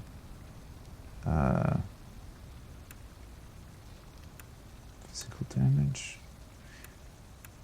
I guess the idea is that this is just lighter in general. Scales a bit more with dexterity.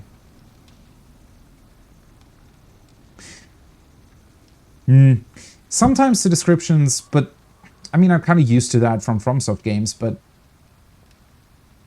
I wish that the descriptions would fit with the stats just a bit more. I guess what they're trying to say here is that it boosts great damage, well, despite their narrow attack range, right? So for its narrow attack range, it has good damage. Still less than the longsword, though. Let me see. I don't think by... How do I unequip it? This, right? Nope. Still fat rolling. Ah, well. Not going to use both, though, so... Let's keep that one unequipped. The Fluted Helm. 9 helm with finely cut grooves, worn by knights in the relatively advanced region to Boletaria's south. I wonder if we'll find out more about that. Oh, that's another thing that I wanted to say in terms of the introductory cutscene. What I do like a lot about it is that it's from an outside perspective, right? So this fog has taken over the lands where we are now. We had to go through this fissure, whatever it was, to get here. But everything that we've heard about this land was from this... Well, probably have to watch the cutscene again, but it said something about somebody coming and telling the people about what happened to Boletaria, right? So all they know, all the people that are now venturing into the fog, all these adventurers, all they know is what's been told to them. So technically, when you look at the cutscene like that, you can't really be sure that it's entirely accurate, right? Because it's told from a certain perspective. And we don't really know what's going on here, which creates, well, a very cool atmosphere in my mind. Also, it's just so interesting that they focus on these specific names of characters that have ventured into the fog, which quite possibly means, and I think that's fairly obvious, that we are going to meet those characters. I do wonder why they point them out like that, and in a list as well, because nobody's going to remember all of them, right? I think you'd have to watch the cutscene several times to really remember everything that it tells you, which makes me wonder why they sometimes do that. Do they want to show that, well, there's a lot going on in the world? Do they want to show how detailed it is? Do they want to show just that there's a, you know, that there are a lot of possibly somewhat famous adventurers that have ventured here in order to highlight the fact that this is a place that is very, very attractive to these sort of people? Or is there some other reason as to why they list them off like that? I always found that it's the same thing in Elden Ring as well. It's actually quite intriguing how close these cutscenes actually fit together. Because it's the same thing as well in Elden Ring, where you get information in the introductory cutscene about characters that you might only meet after, I don't know, 80, 100, 120 hours of gameplay, right? So maybe you're going to remember that, but it's a very, very strange way of storytelling, I would say. But maybe it's supposed to have this effect of, well, you don't really know all that much about the world. It's this sort of account, this thing that's being relayed back to you. Hey, this is what happened. You know, these are the people that vanished. Go look for them. But at the same time, you don't really know much at all. And it certainly, I guess it does create this feeling of, well, they just told me a bunch of stuff, but actually I know very, very little. Maybe that's on purpose. Its weight slows stamina regeneration, alright. Do they all have different descriptions? The grooves reinforce the thin iron sheet. Can I somehow cycle through the... Oh yeah, I can, alright. Yeah, it's more or less the same thing. The inventory...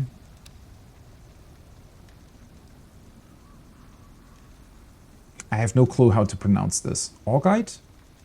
I guess? Augite of Souls? Stone that emits light by the power of souls. That's the thing that I was wondering about that was hanging off my armor. What it was. So we have a tiny soul stone. An iridescent stone fueled by souls. Changes color depending on the nature of nearby souls. Okay.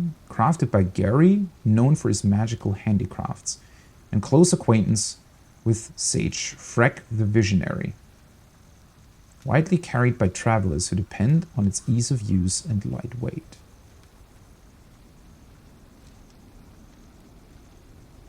So is this the thing that captures the souls for us? Are we not taking them in ourselves? Because that would actually be a pretty big difference to Dark Souls then, right?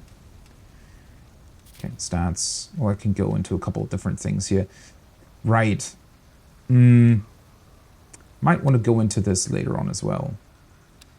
Royal tendency and whatnot. I know a little bit about it from people that have talked about it while I was watching some streams, but not really enough to really understand what it's doing and when it's doing what. All right. That's the menu. Let's actually continue this.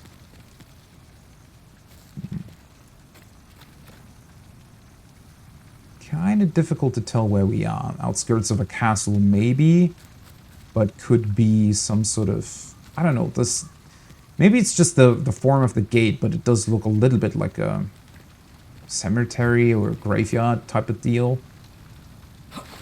Okay, we can, oh yeah, right, you have like a back thing and then a sprint.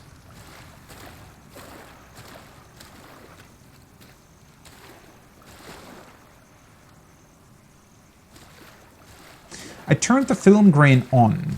It's probably not really coming across on stream, I guess, but I like the effect of it so far. God.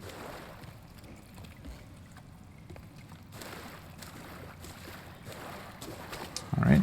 Guess you are going to attack me.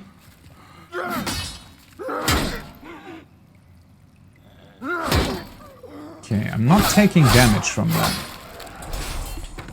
Oh man, I love the weightiness of the combat. Obviously, having the PS5 controller adds to it a little bit as well. But the sound design and everything just makes it very impactful. Also, you can now see the soulstone glowing quite bright, actually, in orange. I have to remember to look at that a couple of times. Okay, the ragdoll effect is still present, but it's not as exaggerated as it was in Dark Souls.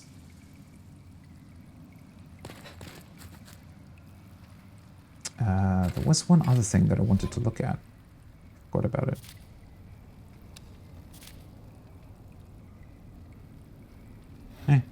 We'll be fine.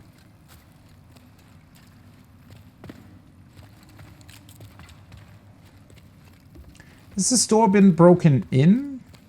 Looks like this place has been attacked at some point, right? Door's broken. Oh, right. Now I remember what I wanted to look at. Their shield. Does have physical damage reduction 100. Yeah, okay. So that does seem to work like it does in the other games. Target lock. Okay. Will be interesting to see whether or not target lock is good or if it's better to not do target lock. Because, well, it sort of depends. Sometimes it's good, sometimes it isn't. I feel like it worked pretty well without it as well. I just realized they only dropped 2 souls? It's not a lot. Oh god, what happened here? What is that even? Well, it certainly fell on the dude's head.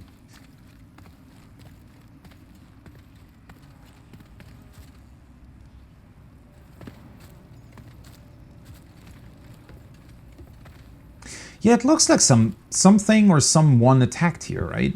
People are just left dangling somewhere, dead. Although, wait. This looks like the very thing that broke the door over there. So these might actually be part of some invading army. A lot of dead people here. That's very bright.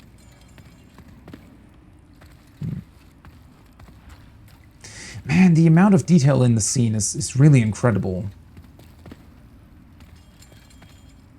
Wait, what?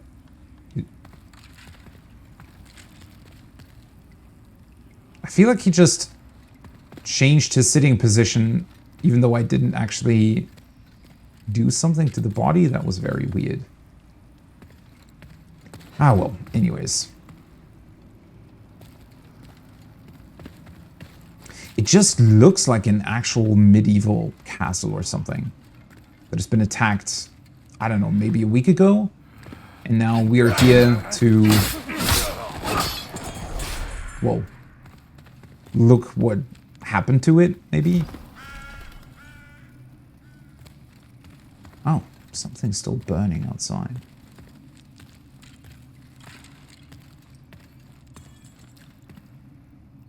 That also looks incredible. Water droplets. Oh. What do we have here? A couple healing items. How do I... Okay, that cycles through them, and then I guess square would probably be the consume button.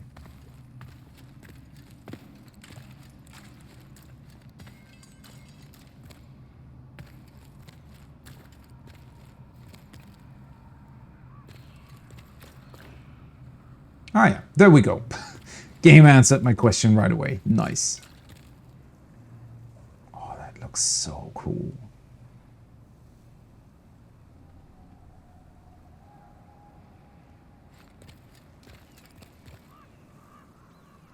Some sort of lake.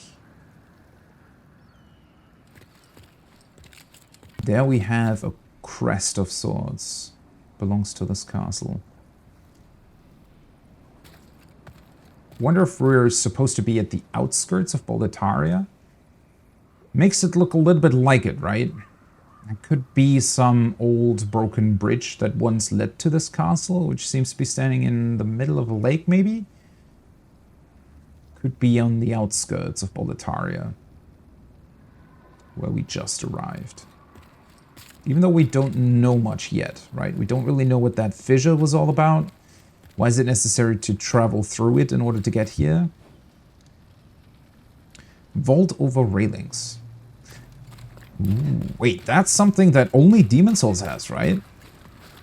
I guess Elden Ring has a jump button, but... Vaulting? Is...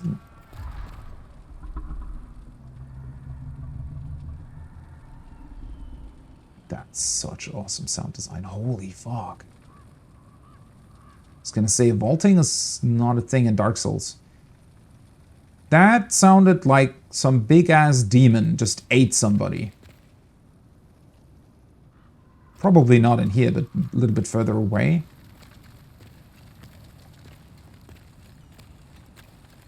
What was it, circle? Ah, that looks awesome. Why did they get rid of that for Dark Souls? I mean, obviously it introduces a couple of... well, problems for level design when you need to account for the player being able to do it, but it's just a very natural thing, right? It's when games don't allow you to do basic sort of physical actions that you should be able to do, or a normal human should be able to do, then it always feels a little bit out of place in my mind. When I myself would be capable of doing something that the character in-game is not, even though the in-game character is capable of slaying huge monsters, right, and do all kinds of other crazy stuff, then it just, I don't know, it takes you out of the game a little bit. Can't climb up this. I mean, it's broken, but...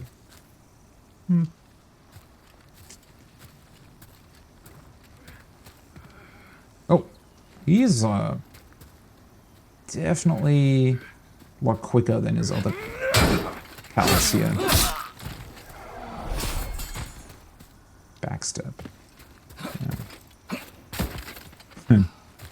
Yeah.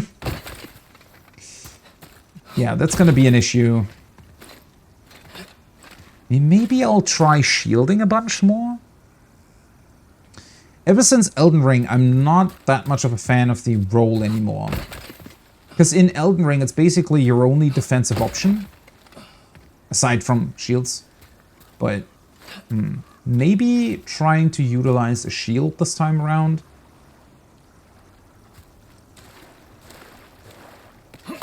Could be a bit more interesting.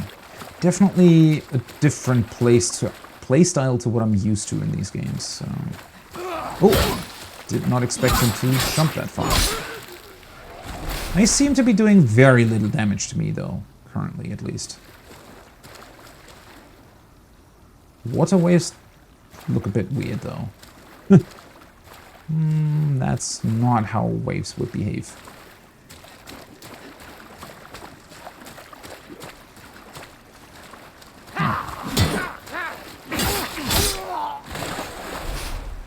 Did not see you.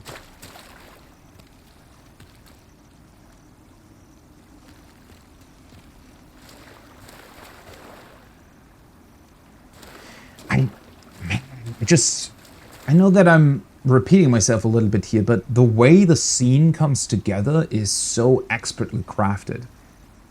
And what I like the most about it, it's taking a little bit of a, I guess, inspiration maybe from how Naughty Dog designs their scenes. In that it, instead of focusing too much on resolution or detail,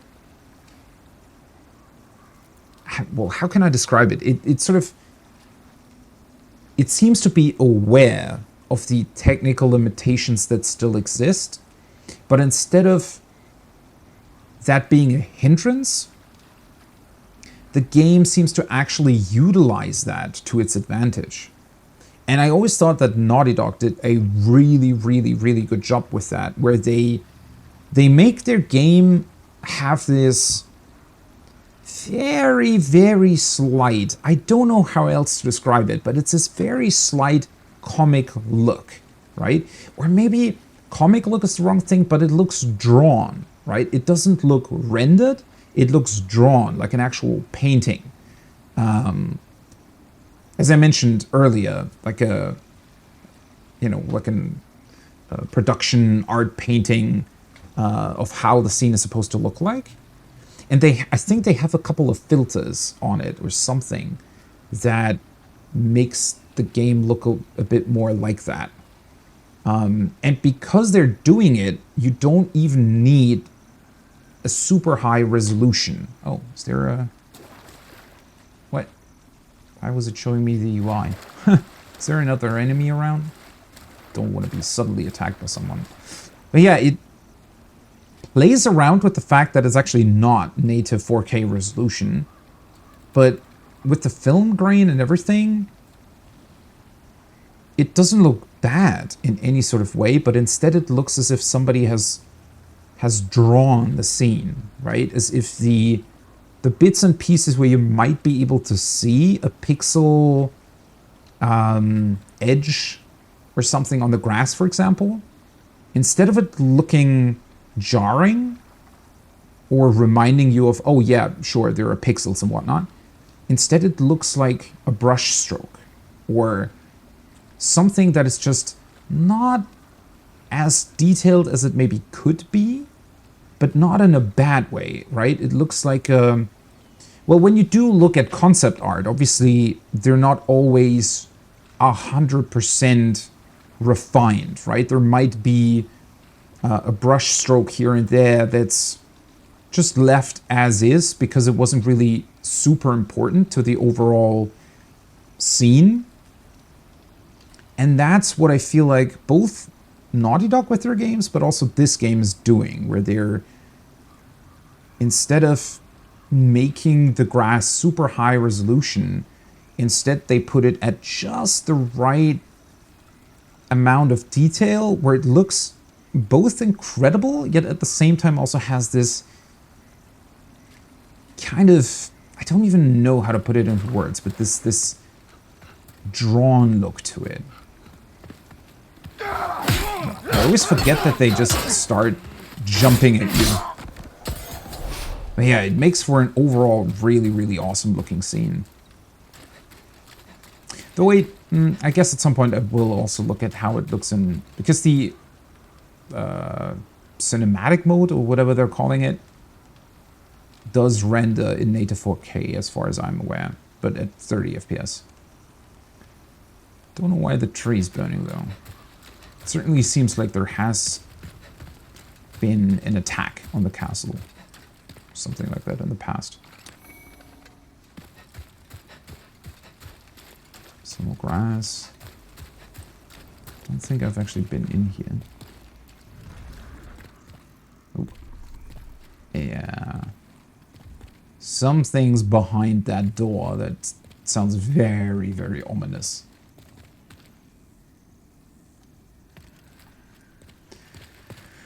Alright, I guess probably we'll have to touch this archstone. Probably the bonfire, right? Something like that. Oh, hello. That has to be on purpose, right? It looks like a burning beast skull. Or something to that effect. It's been pierced by this very special looking sword. Let's see where we get. Forlorn Outpost. Alright. So still in the same place. Can't actually go back though.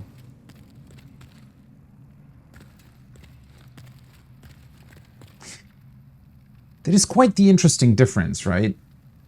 Between this and how they then went on to design Dark Souls, in that Dark Souls is a much more connected world, I guess. This is a little bit more like your classical level design. I guess I'll have to see about how it goes on, but it's interesting that they're utilizing this teleport to just move you forward in the level. Oh, right, there's also a strong attack. Oh, that's a lot of stamina, though. But it looks awesome. Oh, hi. You look like one of the soldiers that seems to have reached the castle.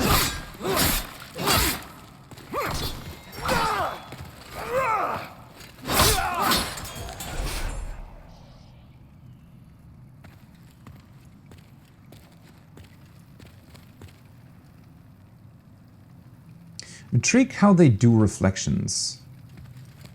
And now it's difficult to tell because there is a... Ah, that's also interesting. It only spawns in the droplet of water when you get close. So it saves on resources there, but it actually makes it look as if the droplet of water is just starting when you approach it. That's a very, very clever way to hide the differences there. I mean, the reflection looks pretty awesome. Don't know if it's only screen-based, though. I very much like how they do brightness as well. Because you can always see what's happening on screen, while at the same time still getting the feeling that it's very dark in certain areas, right? The way they play with the lighting is certainly very well done. Huh, that's a different crest though. Or it might just be part of the crest?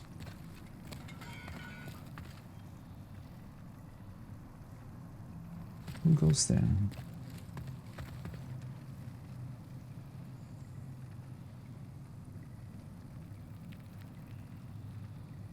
Oh, the mail breaker would be counted as a dagger type weapon? Ah, interesting. That is something that I find somewhat strange. It doesn't really... Well, first of all, it doesn't really tell you that anywhere, right? But it also... Wait, is there a way to compare these, by the way?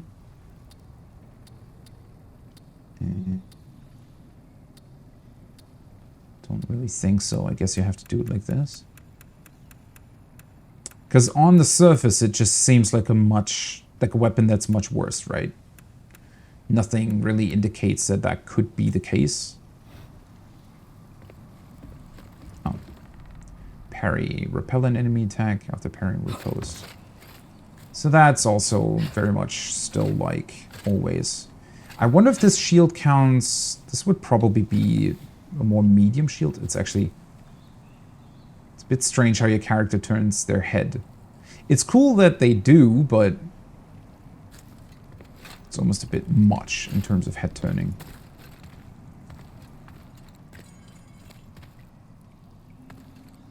But yeah, in terms of the parry for this shield, I guess there are probably smaller ones as well, right? That make it easier to parry. Never really been a big fan of parrying in Souls games, honestly. Because it's... I don't know. In terms of a gameplay thing, I guess it works. But I always found it to be a bit... I don't know. Unrealistic, I guess, is the wrong term, but... Well, that was easier than I thought. Yeah, unrealistic is the wrong term, but... I never quite liked how parry is this sort of special one-time thing, right? You either get the timing right or you don't. And then if you do, it kind of plays the special animation. I wish... Well, obviously it's fine for this, right? Because Demon's Souls' first title and whatnot, it's technically a very old game. But I wish that they would have moved on from that. Especially in Elden Ring, having the sort of old parry type felt out of place for me. I wish that they would have had a more dynamic system, right? Where it... Technically, I know that partial parries and whatnot exist, but I would like it to be a fully dynamic system where it can sort of be any state in between, right? And it dynamically calculates damage and whatnot based on how well your parry timing was, instead of just having this, well, either you get it or you don't type of deal. And also, I don't know, something about equipping like a very, very small shield to then make the parry easier always felt off to me. That's... it always felt like smaller shields were easier to play with compared to big shields, which in my mind is sort of the reverse of what it should be. I don't know.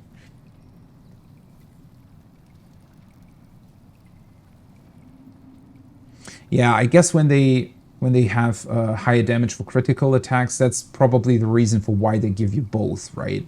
So I guess I was meant to just swap to my other weapon for parries and whatnot. I'm usually not that keen on swapping back and forth all that much. Especially between two weapons that are both very sword-like. Shadow looks awesome. Oh, hello. You look more interesting. Why do you have a glowing face?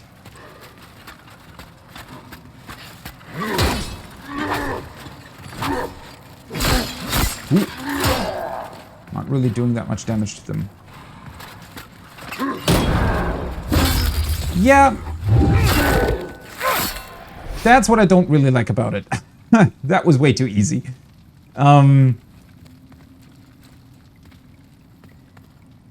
It's a bit unfortunate that there's...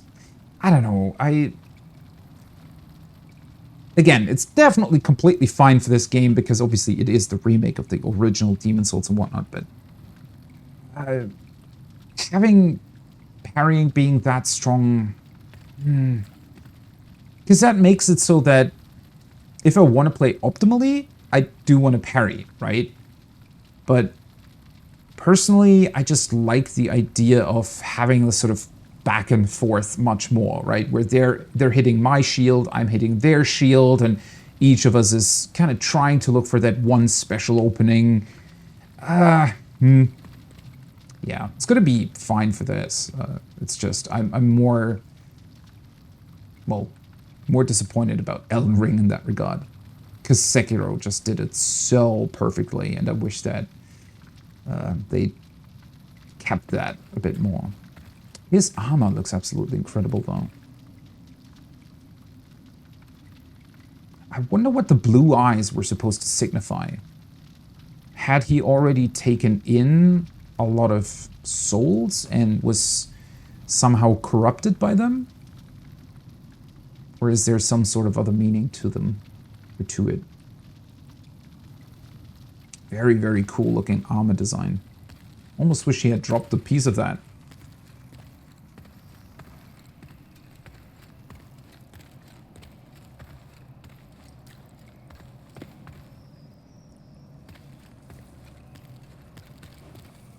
Wield weapon with both hands. Oh yeah, right, that's also a thing. The animation looks awesome.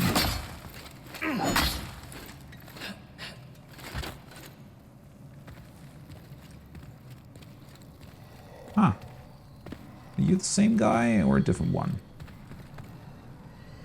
Is it even his eyes that are glowing blue? Because he seems almost to have...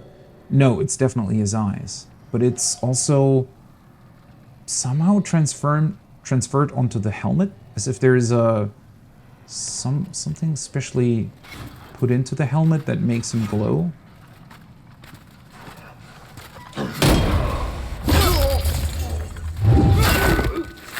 Well, yeah,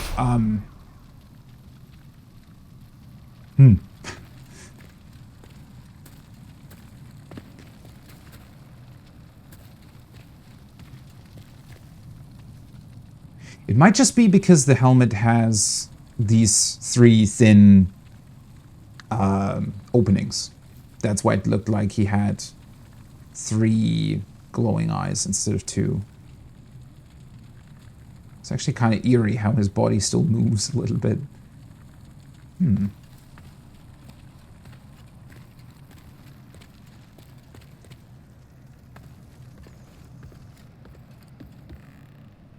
Also, I'm very much enjoying how well this castle is put together. It's a lot more immersive, I would say, than Undead Burg in Dark Souls. Because Undead Burg, to me, and I think they did that on purpose, right? It very much on purpose looks like a place that's not supposed to be real. That is this weird amalgamation of different shapes and sizes that don't really seem to fit together all that well. Which I'm personally wasn't the biggest fan of. I'm much more a fan of this design where it just looks like an actual medieval castle.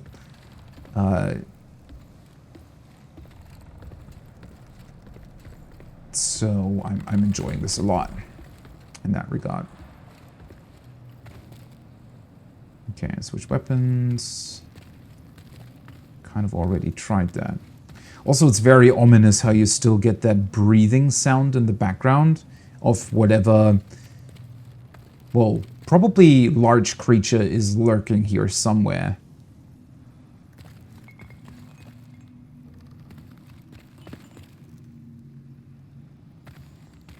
Sound design in general in this is very, very awesome. More grass. So many dead soldiers, though.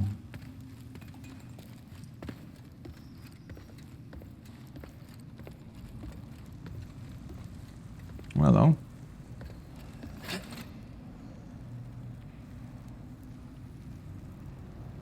From this way, it also looks as if his eyes are glowing. I don't know if that's just a... Could also just be a reflection of something. You're not gonna... What are you waiting for? Oh, there you go. Point. Yeah, his eyes are... Are they? No. They might just be fairly white. I don't think that they were specifically glowing. Okay, we're actually getting a lot of healing items here. Unknown warrior soul. Let's see if that has an interesting description. The echoes of a soul found on the corpse of an unknown warrior, consumed to gain souls. Go on, if left alone. It would only serve as feed for demons.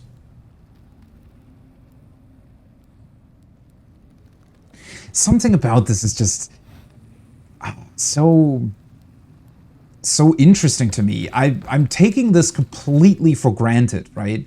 I'm trying to at least somewhat imagine how this was back then when the game originally released. I think I read it at some point that the sort of the soul system, the level system in general, and also the idea of dropping the souls on death and getting one chance to get them back, all of that wasn't completely new when Demon Souls came out. I think they took a couple of those ideas from other games as well and just refined them and sort of put them into their own formula. But it was very much the first time that this concept was, well, definitely brought over to the West, but also, well, just in a game that became somewhat popular, right? So very much was the first time that a lot of people were exposed to a system like this. But it is quite difficult to set your mind back into that day and not just take it for granted as the system it is now. Okay, you can't bolt over this, interestingly enough. Well, that's not entirely an open system, I guess.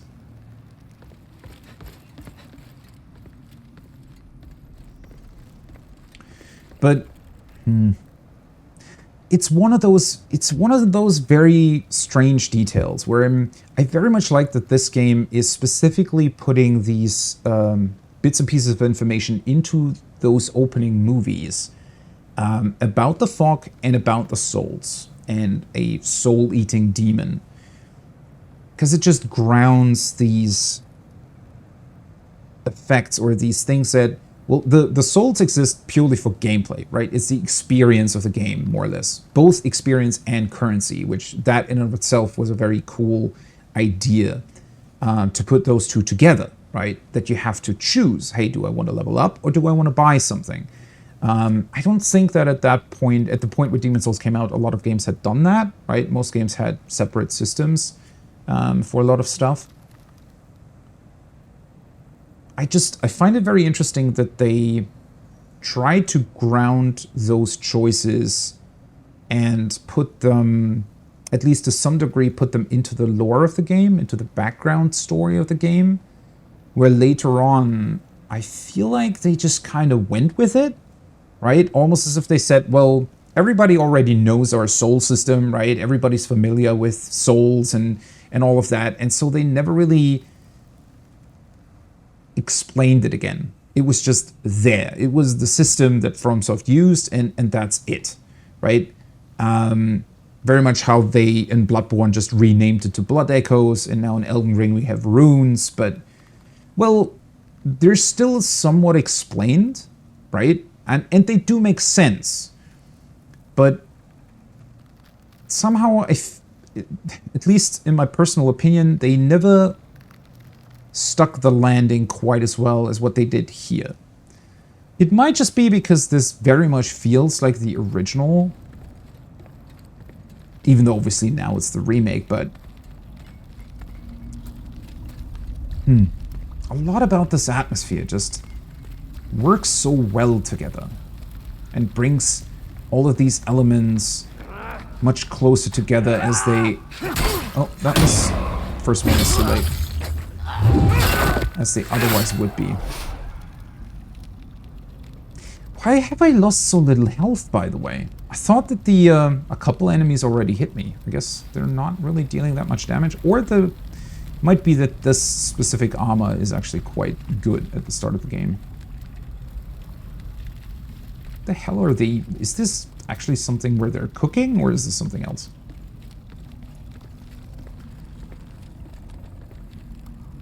Ew. That very much looks like human body parts, doesn't it? I wonder what this furnace would be used for otherwise, though. Looks very big to just be a glorified cooking pot, honestly.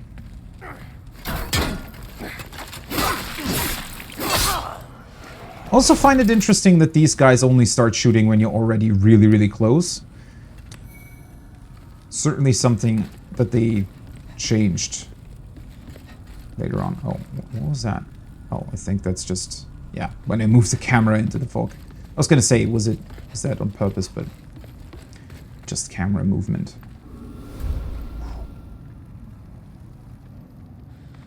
Hello. But their eyes... Oh, what was that? There was a nice little shove. Is that just part of my combo? Their eyes certainly don't look right. They look... well, kind of crazy. I mean, we know that they're somewhat supposed to be, right? They're losing themselves because of the whole soul business that's going on. But... yeah, their eyes certainly do seem to reflect that. God, this looks so awesome. Man. This is even reminding me of Yharnam a little bit. The first level of Bloodborne is, I think, also my favorite one. And a lot of that is due to how dense it's been designed, right? With all these, even though you can't really traverse everything, obviously, but the way it looks, this idea of it extending much further than what you can actually traverse, right? When you look at this, knowing that around the corner, there's still more castle to come, even though I might not be able to go there, but it makes the place feel a lot more immersive and a lot bigger than it actually is in terms of pure level space, right? Which is what I absolutely love about Yharnam and Bloodborne. Because it very much feels like this crazy Victorian fantasy city that was probably over the years, you know, just extended and extended, and they always tried to just put on more stuff wherever it would fit. It's a very, very cool design. That again, I thought Dark Souls didn't really pull off all that well.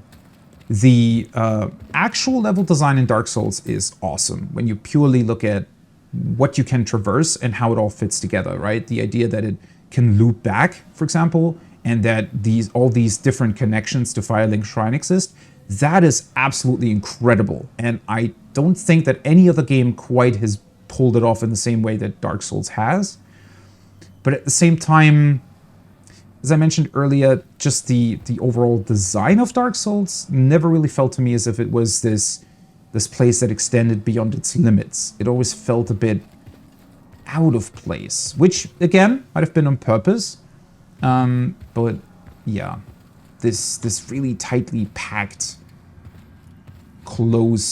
enclosed castle is a very well put together atmospheric level.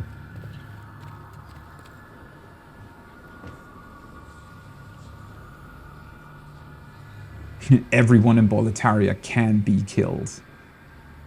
That's a very good line, actually. Oh, hello! There we go! Oh, you look awesome. Oh god. Well, you also deal a lot more damage than I thought.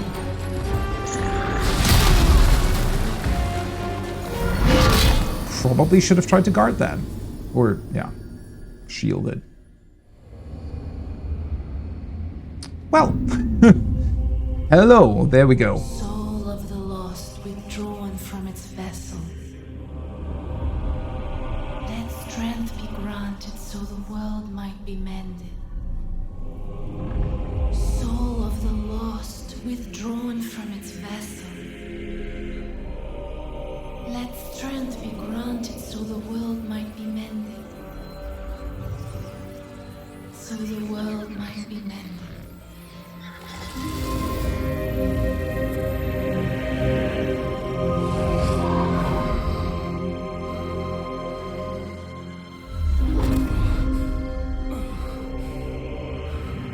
This is the Nexus.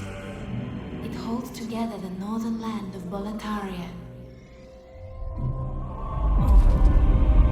Thou canst not quit the Nexus, but the 5 Archstones will guide thee to the outer lands.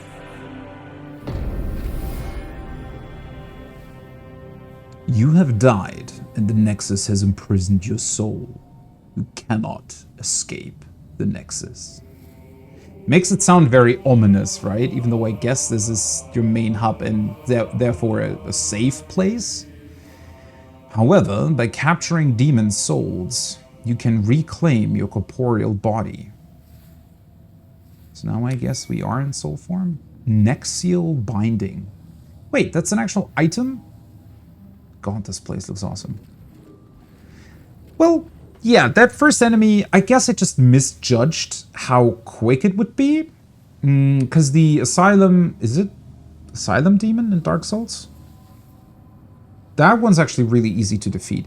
That being said, well, I was fat rolling and I'm really not used to that. I guess he must have broken my guard with his attack. Because I thought that I had my shield up when he hit me. But maybe I just didn't have enough stamina to combat his hit. Which, that's definitely going to be interesting moving forward on whether or not I want to keep with this playstyle. I would very much like to properly utilize a shield, possibly without parrying. But I don't know how effective, or if it can even be used effectively against bosses, which is always the big thing, right? Because the normal enemies very rarely are actually all that tough, but the bosses are where it's at, right? Well, thanks for the warm welcome to the Nexus. It looks awesome. I like the runes on the floor here, with the sort of water effect. Why are you shining blue, though?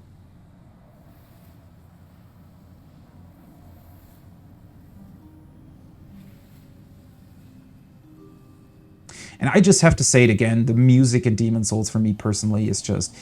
Maybe it's also because I'm... Especially to this sort of main theme of the Nexus. I guess I have a lot more connection to it than to other From Soft titles in terms of the music. Specifically because I was watching a lot of Epic Name Bro back in the day. When I first played Bloodborne, I think I discovered his channel, and I used his walkthrough of Bloodborne once I had gone through it myself to make sure that I knew about all the different secrets and whatnot, right? And so that I can fully complete what I didn't or wasn't able to discover myself. And during one of the episodes, he actually used a song by the Windmills that also uses a sample of this Demon Souls main melody. It's a really awesome song, and that has always sort of stuck with me, even though I never really played Demon Souls. I guess I was always connected to this music a lot more than the other titles. Little Dying, yeah, let's appraise that message. Little Dying never hurt anyone. I agree with those words. Welcome to the party. Oh, I like the rating system in this. Just pressing the touchpad left or right. I feel like it's way snappier and quicker than the other games. And, oh, I just noticed, by the way, so the fog on us must be because we're now not in human form anymore. Okay, can I actually... We still look the same.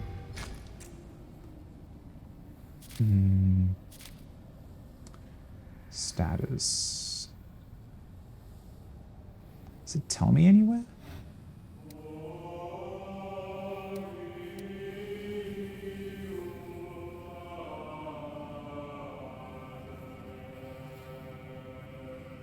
God, the music's awesome.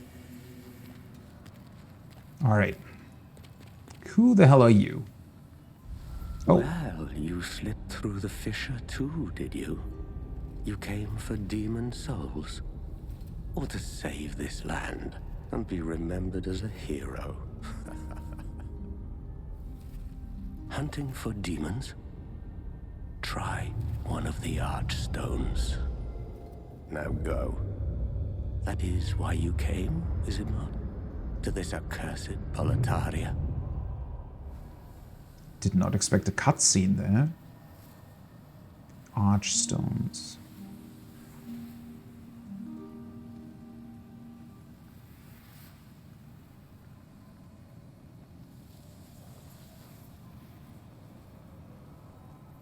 Also, I think I just dig the idea of a hub, or yeah, like a hub world like this more than I do Firelink Shrine. Again, I appreciate what they did with the level design and Firelink Shrine and how everything's connected. That is absolutely awesome and kind of mind-blowing when you first go through it. But I also like the Hunted Stream a lot. And I like the Round Table Hold a lot. I absolutely adore the Nexus. It is such a cool place. I wonder why that statue is seemingly hanging upside down, though. Looks a bit more ominous than I thought. You came for demon souls. Okay, is it same? It's all the same. You're just another prisoner of the Nexus. We're welcome here. As long as we keep slashing up demons.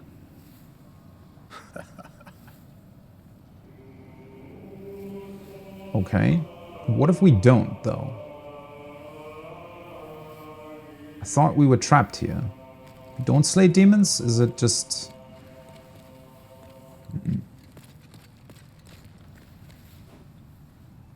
Welcome to the house. What's going on over here? Just kind of looks like a dead end. Man, lighting. God, this looks awesome. They even thought about, you know, making that chandelier turn a little bit so that the shadow would actually move with it as well. All the candles. With no stamina, your shield defense is ineffective. Oh, are these actually just an amalgamation of tutorial messages? Stamina is consumed by attacking, blocking with shields and sprinting. Yeah, not the biggest fan of a tutorial like this. Probably one of FromSoft's biggest weaknesses. In a way, because technically the way they're doing their tutorial levels is pretty good, right? But I feel like they've always struggled with conveying some more complicated interactions of their systems. And then sometimes it feels like that's on purpose, where they maybe not even really want you to know that type of stuff. I do remember that, wasn't it back in Sekiro, where I think Activision later on told them, hey, by the way, for the international audience, please put in actual tutorial messages. And they're quite jarring in Sekiro, and they're also quite jarring in Elden Ring, for that matter. Just having this giant text box pop up, right, that just tells you about something. I was never really a fan of that. Having these quote-unquote developer messages on the floor that just tell you a bunch of stuff isn't really that great either, especially when they're just sort of put somewhere, right? I mean, at least visually it looks really awesome, right? But it's certainly a bit weird to just go through. I mean, who can remember all these little bits and pieces about it, right? Some of it obviously being fairly obvious. And as somebody who's already played a bunch of FromSoft games, most of it I probably already know. But I wish they would somehow find a better way to keep the mystery of some of their some of the effects of certain statuses and whatnot in game, while at the same time still letting you know about important bits and pieces.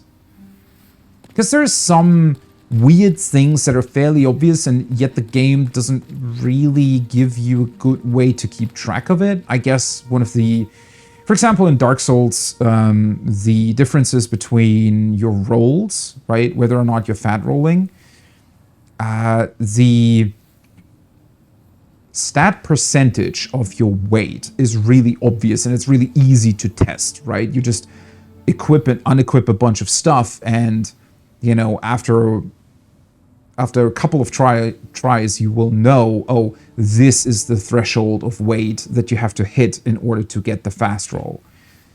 But the game itself doesn't really give you a good way to keep track of that. You always have to do the math yourself and actually, you know, calculate the threshold. It's not really difficult, but it's one of those things where I'm wondering, well, it would have been so easy to just put something, because the weight is already displayed within the inventory, right? Why not just put another number next to it that tells you, I don't know, the difference to the next threshold where your roll gets slower or something like that. So it's always been a mystery to me how the hell they decide on what they tell you and what they don't, because there's never really been that much sense to it, I felt like. Which in a funny way does add to the games to a certain degree, right? But sometimes it's also just, bit overly strange. And then they, for some reason, put in really jarring tutorial messages that point out really obvious things as well. I'm Stockpile Thomas. When the Scourge came, I didn't know what hit me. When I came to, I found myself here in this nexus. My wife and daughter fell victim to the demons.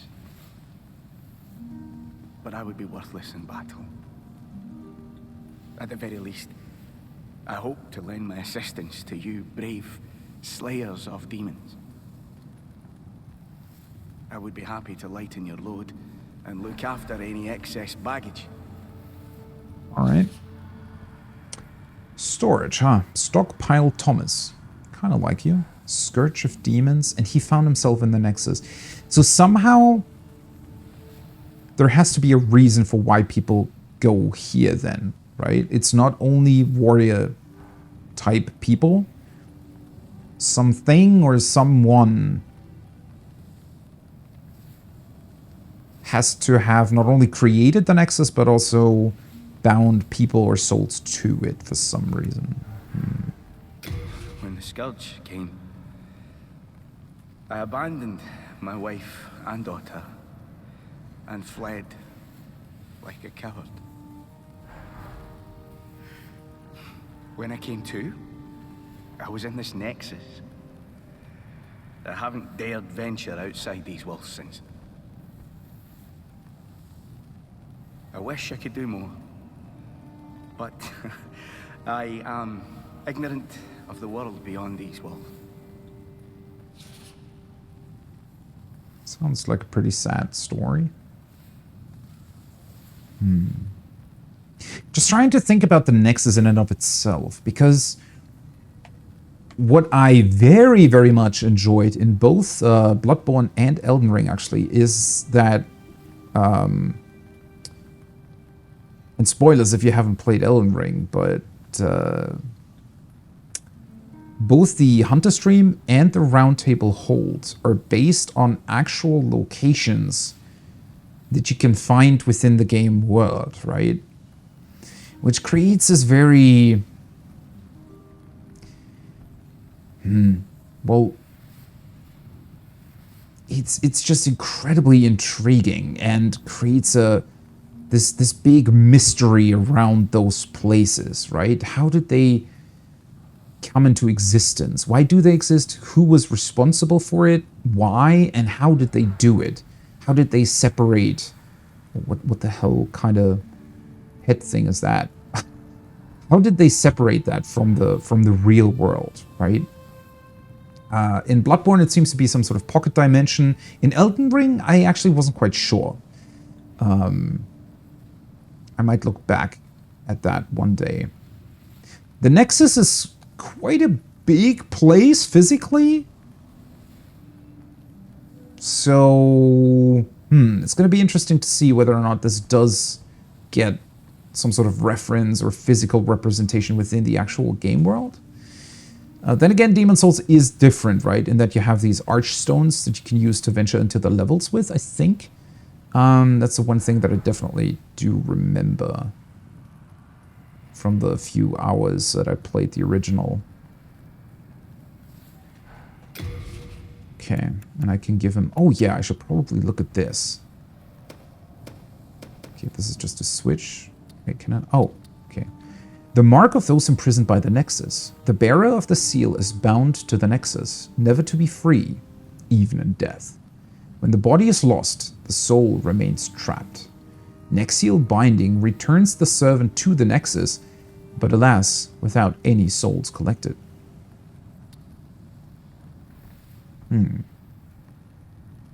Is it a ring or a bracelet? Well, what exactly is it?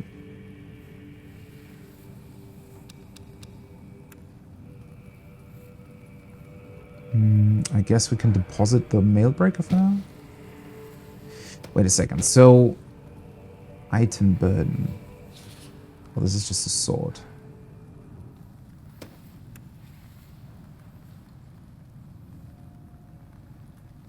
So I guess the weight up there seems to be calculated by the stuff that I actually have within my inventory, even though I didn't have the mail breaker equipped anymore.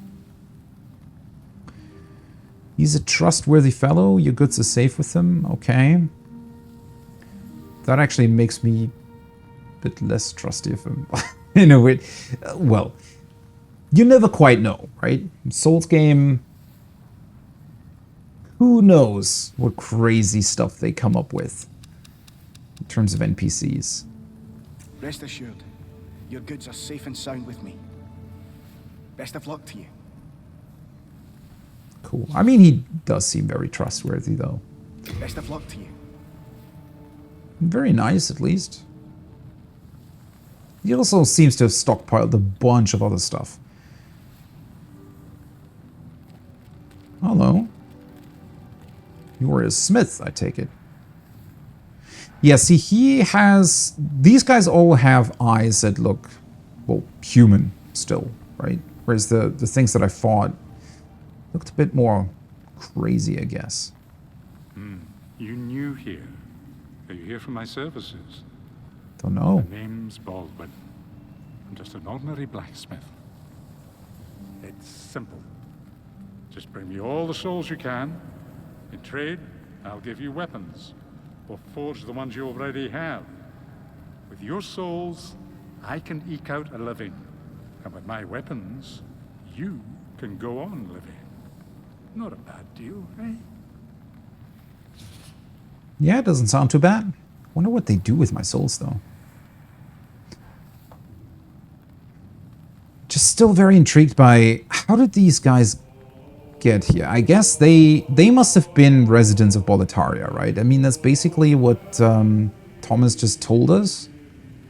So they were here when the demons took over and somehow were able to go to the Nexus. But they're not people that came in from the outside like we did, right? Arguably, one thing that I'm not too thrilled about is the fact that we have to repair weapons. I don't know if this is a different system to other FromSoft games. It was pretty pointless in Dark Souls, and it was pretty pointless in Bloodborne, and then thankfully they got rid of it. I don't know if it has any sort of other effects here. Hopefully it has an actual effect. Also, I just realized I did keep my souls, even though I died, right? I guess they're doing that because it's the first death, or maybe there's something else to it. Well then, let's repair our stuff. Upgrade weapon. To view to upgrade options.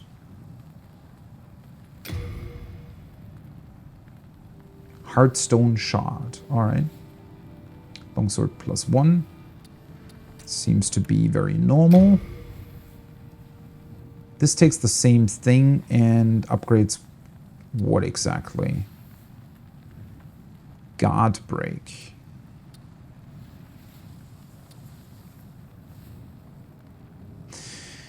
Which would be... I guess there's no way to get an explanation for these. Where is there? Huh.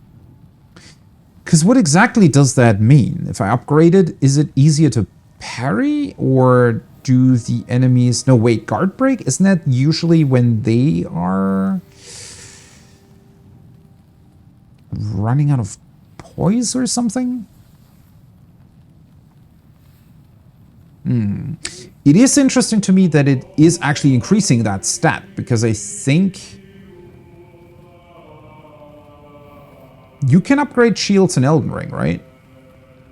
But I don't think that it actually does much, at least in terms of the stats that it shows you. Because the weirdest part is always that it shows you that the shield is getting more physical attack, but you're not attacking with the shield, right? I mean, you can, but purely increasing its attack isn't really, there isn't really a point to it. But it's interesting that here it specifically mentions guard break would also be increased. Well, I guess I'll have to see how difficult those Heartstone shards are going to be to acquire. Let's see, what do you sell? He actually sells a bunch. So we can get Crescent Moon Grass. Its Sharpening Stone recovers durability of right-hand weapon. So I guess I can keep this with me if I forget to repair on the way. Sharpening Stone used by Ed, blacksmith of Stonefang. Is that where he originally came from? Repairs when the weapon wielded in the right hand, yeah. Dagger, and he sells some basic weapons too. Slashing weapon that inflicts heavy damage on soft flesh, but has a limited effect on metal armor and hard scales. Daggers deal the most damage after parrying, or better yet, stuck squarely in an enemy's back. Short sword. On the mill, we have a battle axe, which requires 11 strength. It's not actually that much. Versatile weapon that provides a normal attack, which is effective against a wide variety of targets. Following through with one swing and connecting will deal an optimal hit, inflicting more damage than normal. Alright. We have a heater shield, also 100% physical damage reduction. I actually like that they give you a bunch of shields with 100% physical damage reduction right from the start. I was never the biggest fan of, well, the fact, or the way physical damage reduction, or rather damage reduction in general, works, specifically with physical damage, because I get the idea behind it, right? The idea is if you have a shield that only has, let's say, 80% physical damage reduction, that it's quite the light shield. So if an enemy hits you with a very strong weapon, if you look at it realistically, you would still take some, I guess, damage to, let's say, your arm, right? Or, well, just because you have your shield up doesn't mean that it still hurts when you hit with a very strong attack, right? So I get the idea of taking damage from, you know, those kinds of attacks depending on the shield that you're using. I always wish that it would function a little bit differently, though, instead of it being just a percentage value. That always seemed to be a bit... I don't know. On the one hand, it seems fairly simple. On the other hand, I never really came up with any other idea of how you could do this myself, right? Because there is this question of, well, it also needs to be a gameplay system, right? It can't be overly complicated, because at the end of the day, it still needs to be calculated, and it needs to make sense for the player. And it needs to be something that you can actually compare between shields, right? If it would be some sort of crazy complicated system in order to calculate how well a shield works, then how, as the player, would you ever actually compare different shields to one another, right? So I do like the sort of somewhat simplicity of having this percentage system, but I also wish that it would work slightly differently on some level. Medium-sized metal shield, popular amongst warriors of the faith due to its ease of use. I wonder if the color on it has anything, any sort of meaning with those, because I think the was it the Temple Knight?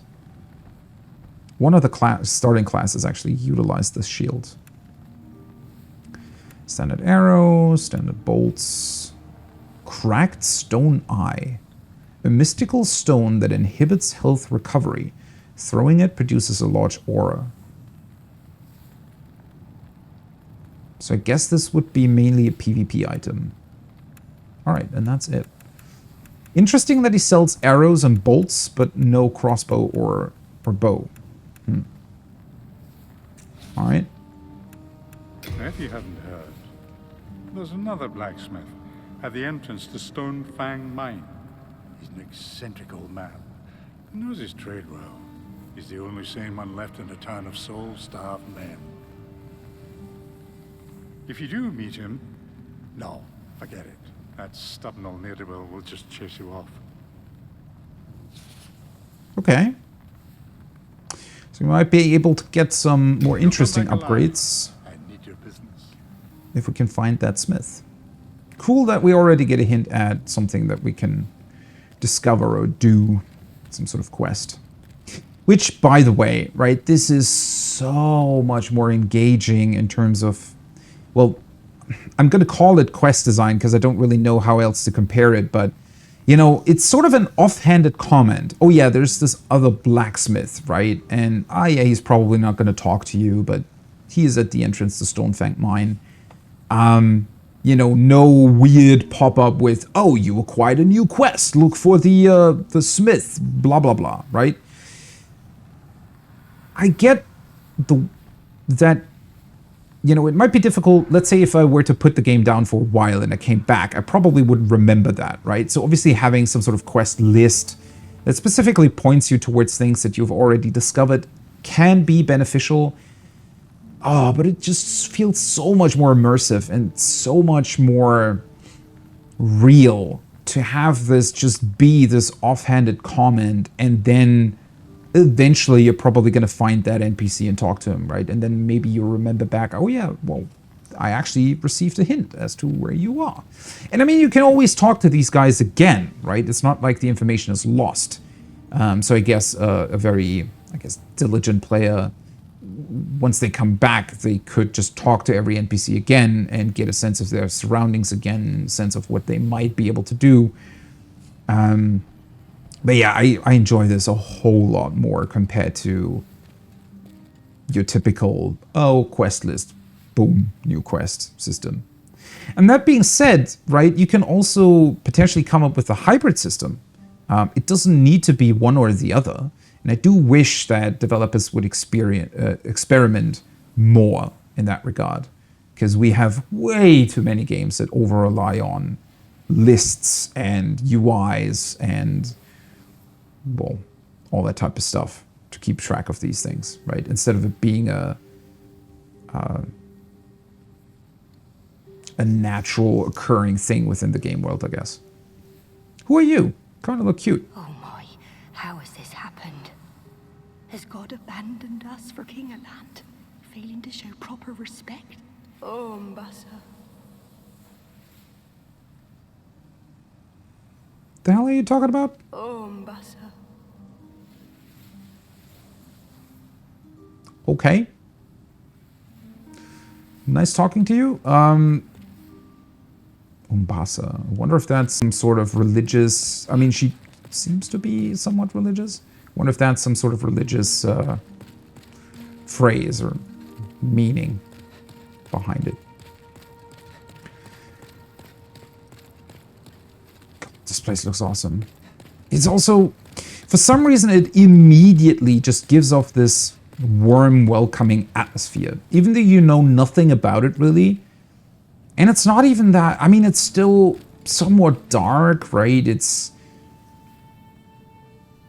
Potentially even a little bit scary, especially because of its size. But the way it's designed, obviously also with the music in the background, but the color choices as well, all just combines to a very calming and inviting place. Look for treasures. Wait. Oh. Nope. No invisible wall. No time to read messages. Well, 31,000 people... Well, did they agree or disagree? Because they both read it but appraised it as well. Umbasa. Wait, that's... She's back there, not here. I wonder if she'll change position at some point. And where the hell is the lady that seemed to have resurrected me, by the way? She's not here, right? Oh, that's such a cool sound design.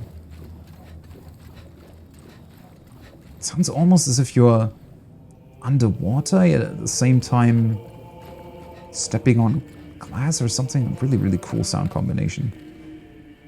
Focus.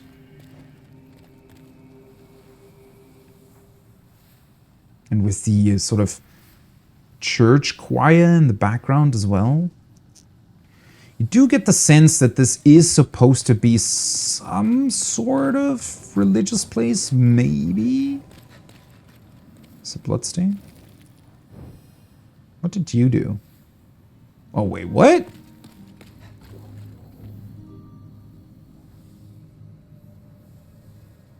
Can you fall down somehow? That's weird.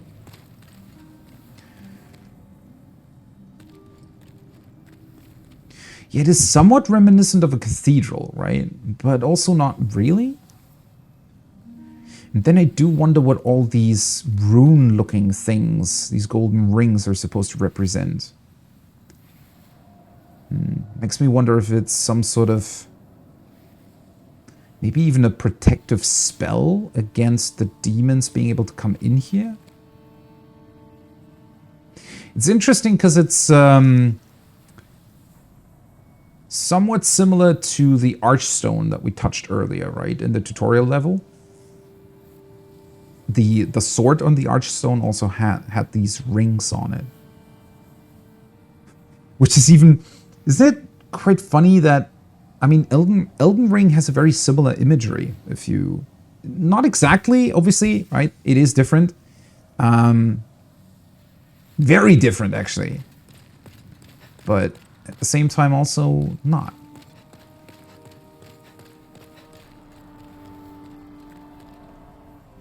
Wonder what these people are supposed to be. Also, the detail on this is just... So she's holding something, right? An egg-like thing? Or maybe a huge necklace of sorts? But then there are these two people at the bottom, and then an even smaller, small thing. One stone's broken. For whatever reason. But they all have, wait. Oh yeah, they all have this egg-type shape. Touch Artstone of the Digger King. Almost as if something is missing from these. Or maybe it's supposed to be some sort of specific symbol. Digger King, huh? So somebody who ruled over a mining... a country of miners? Village of miners? If the miners at the bottom... It's difficult to tell if they're happy about those flames, or if they've burned down something and are looking at the flames and celebrating that they've burned it down. It's difficult to tell. And then the, well, Digger King, I suppose. He's looking at some potentially valuable stone.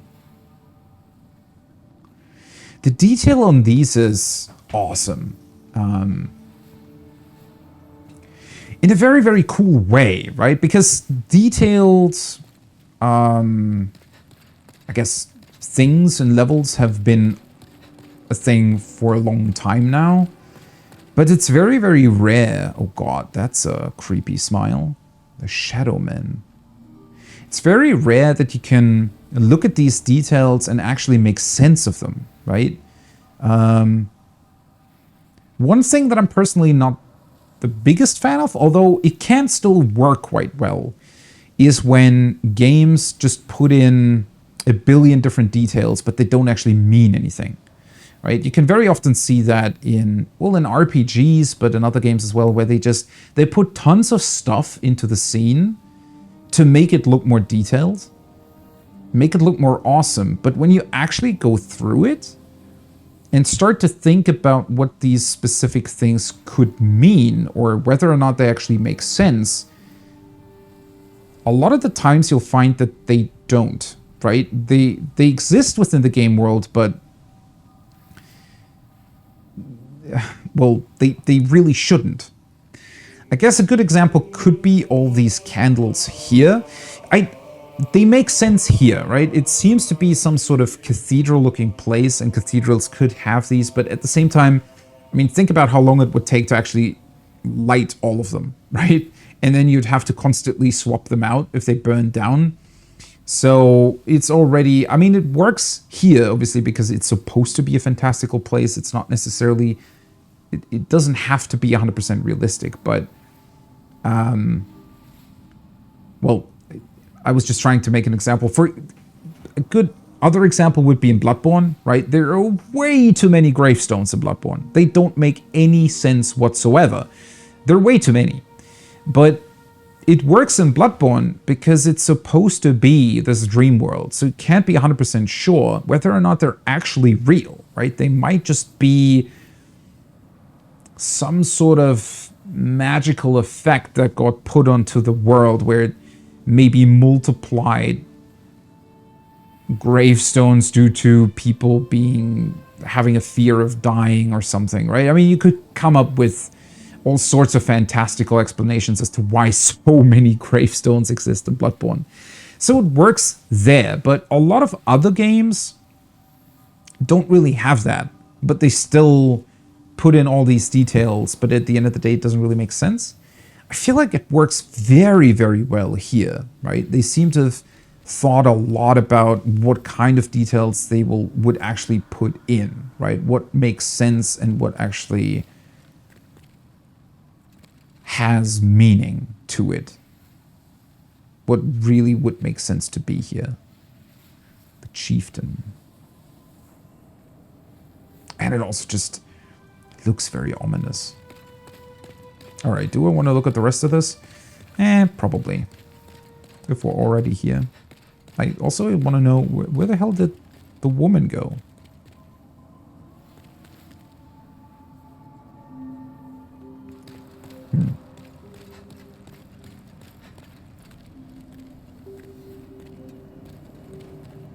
Try rolling? No, thank you. Also, these archstones are way higher than you'd originally think, right? Standing in front of them, they feel like they're just really, really tall gravestones, but they're actually way, way higher. They're these huge stones that at the top, it almost looks as if there is some sort of specific, well, stone. Maybe even some form of the soul stone that we are wearing as well, that's attached to it, to potentially facilitate the travel that they can accomplish. Also, I see an item over there. How the hell do you get there?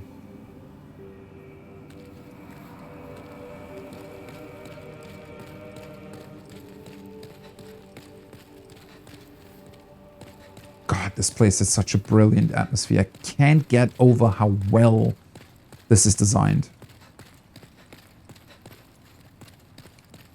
And as I mentioned, having played just a couple of hours of the original game, I didn't really get that from the original at all, right? It was very, very limited in terms of its visuals.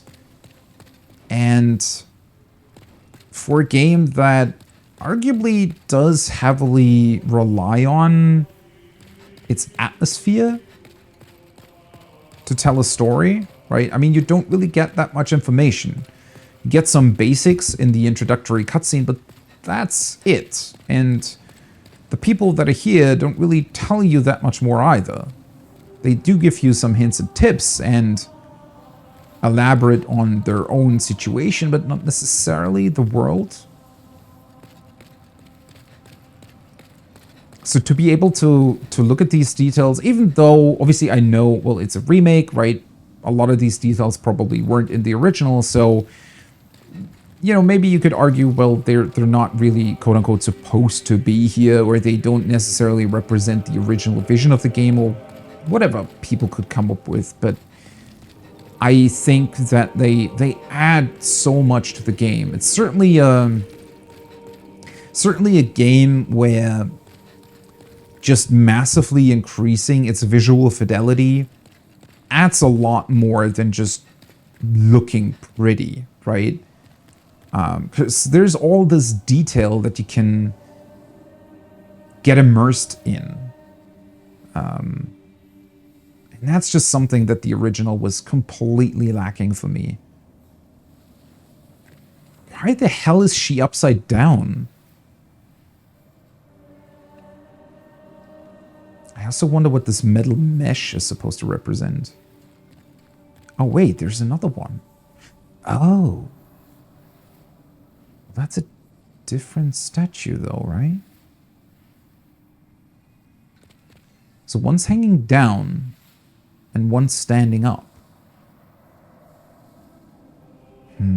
As if they're representing, I don't know, heaven and hell? Living and dying people?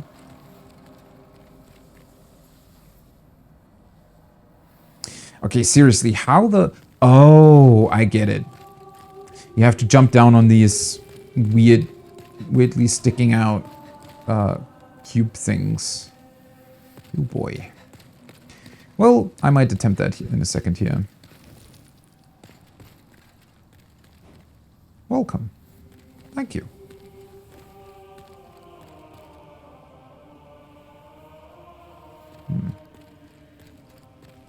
Also just... Oh. Ooh, I wonder if this opens up later on. There's a bloodstain back there, isn't there? Yeah, that might be the case. Cool. I just love how well they portray the scale of the place here. In the sense that, well, it makes sense, I feel like. In terms of its proportions, it seems to have been built by human-sized people, yet at the same time it very much has these almost magical proportions to it in a way, but in a way that still seems somewhat realistic and not super fantastical, right? Oh God. Okay, wait. What way am I supposed to go?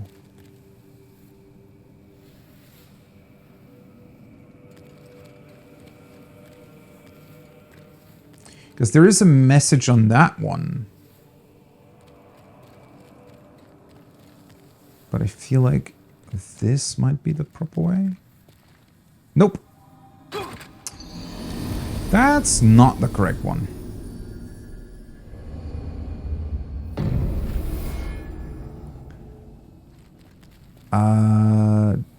Doug Kells? Is that correct? Hi. What's up? Okay, shit. I think I lost my souls up there. Also, now I finally got to see the effect that the soul form has on... Oh, whoops. Wrong way. On my health. It actually just takes... What? Is that actually half? It takes half your health when you die? Oh, boy. That's a lot. Okay, where the hell was that? I think over there. Just Doug, okay. Well, I'm certainly enjoying this game for the first time. Bring more souls, Slayer of Demons. Okay, maybe I have to go this way then.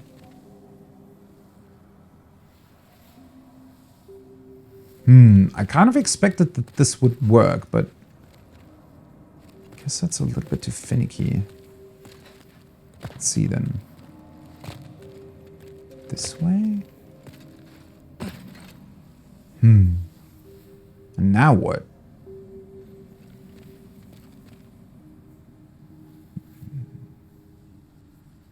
I wonder if I could do this not being in soul form, considering that I have a lot less health.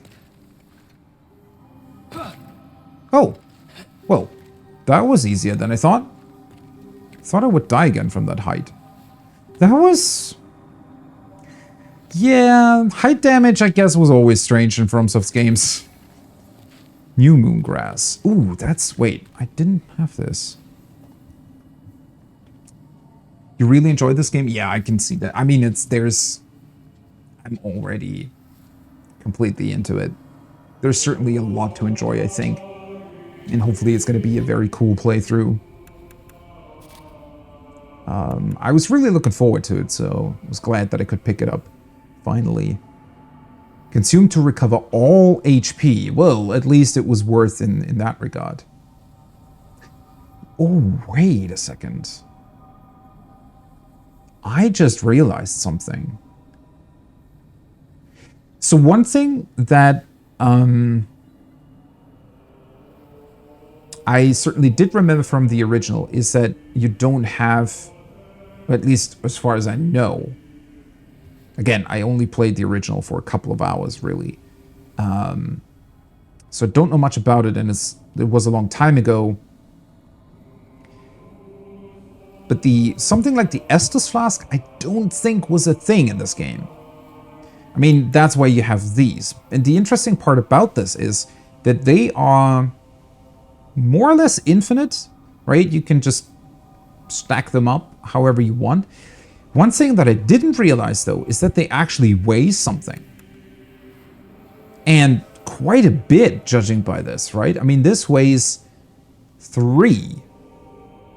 If that gets added to your item burden, wow.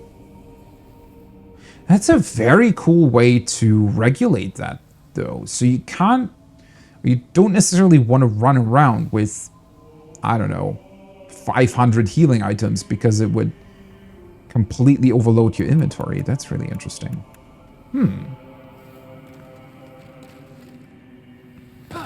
Hi, guys. Well then, I guess that's all that I can look at for now in this place, right? It seems like the lady that resurrected me did not come back yet.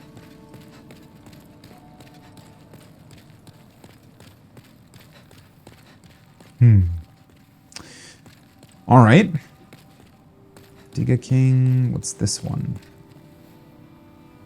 Covetous King.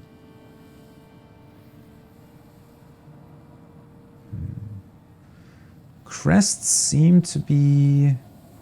I wonder if that right crest, the blue one, is similar to the one that that was displayed in the tutorial level. Do you have anything else to say? You came for demon souls. I think that was... It's all the same. We're welcome here. Okay, that's the same text as before. So I was wondering if maybe he was going to give a hint as to where I need to go first. I guess I can just start here.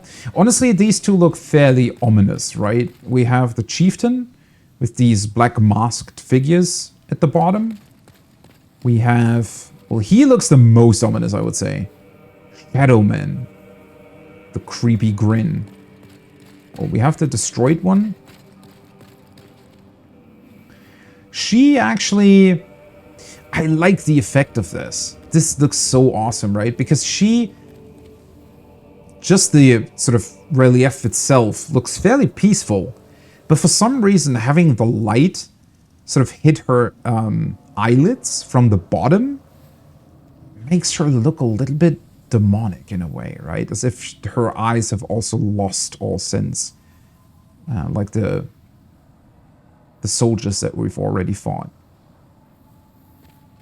Very awesome effect. He just kind of looks angry, doesn't he? Has the same effect on the eye, though. really awesome. I think I'm just going to start here. Every material you get, like smithing, do not carry them with you. Store them in storage and you can use them. Yeah, I think that's what I discovered just now, right? I mean, the everything seems to have weighed here, actually. Which...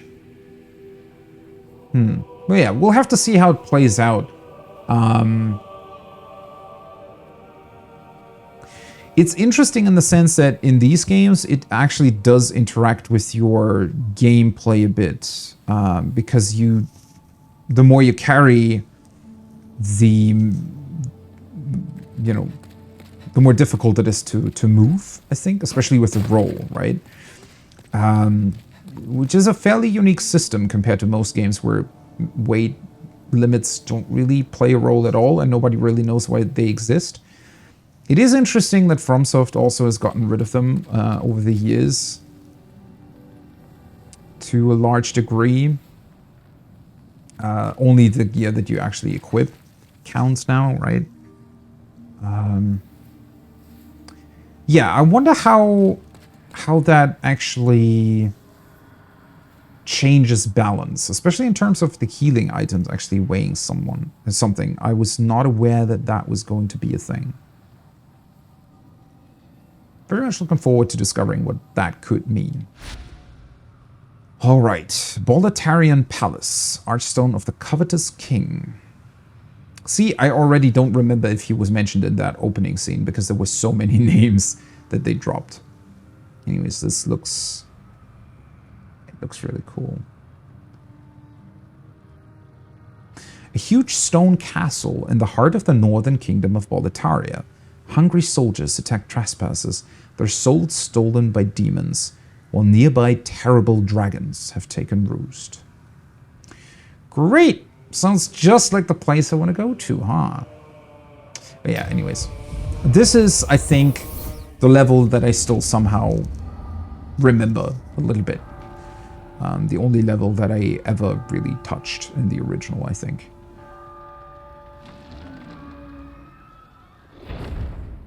Oh, there we go. Guess that's one of the dragons. Hi.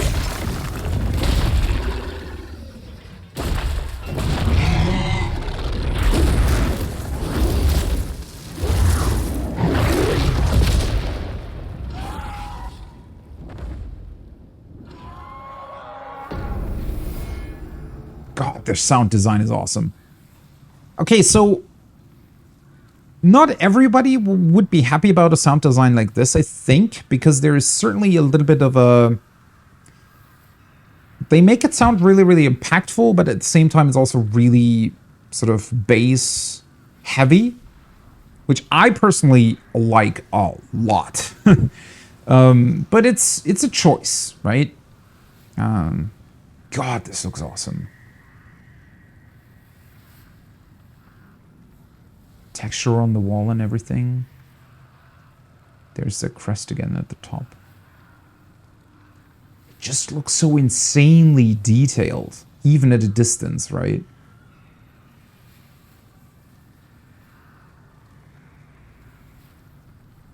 Some sort of church to the left.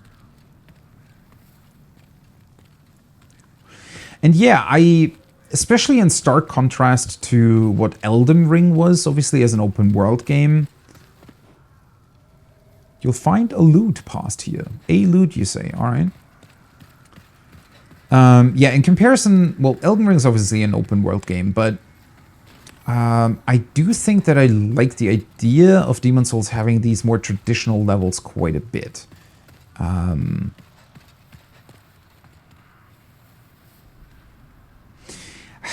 Yeah, it's one of those things that is so difficult to make up your mind about, right? When I look at Dark Souls, as awesome as it is, how Firelink Shrine is integrated into the game world and how well everything interacts with one another.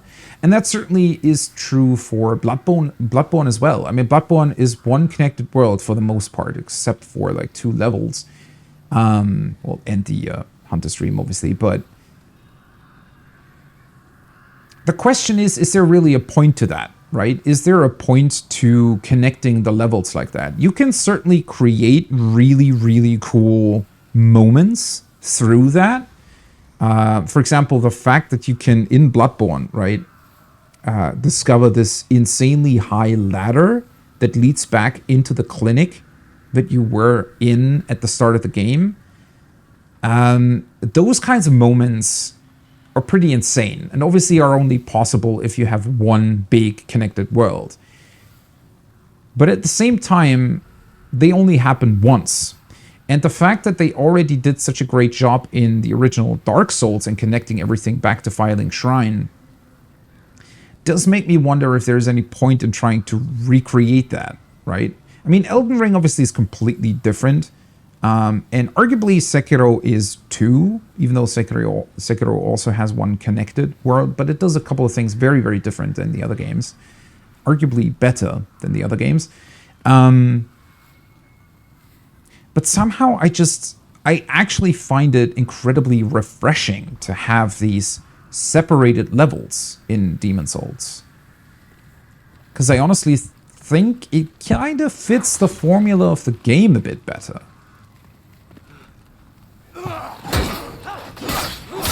Oh, wait, I think he was throwing... I thought he was throwing something at me, but it's just... I think he just jumped forward.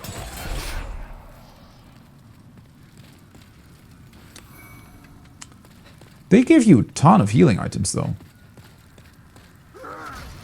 Wait. Oh, up there. Which makes me wonder.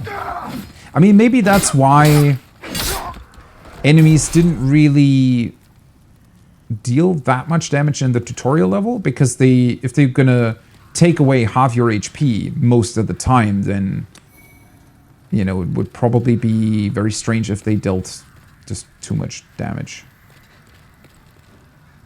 Soul tendency is white. Wait, that's a thing you can actually say with messages? Okay. Whatever that means, but I guess this is probably gonna open up at some point. Might also be a shortcut. Don't know. Oh, we'll come back. Wait, there was one other thing that I wanted to look at. Oh yeah, right. I got the... Where is it? Oh, it's the same one as previously. All right.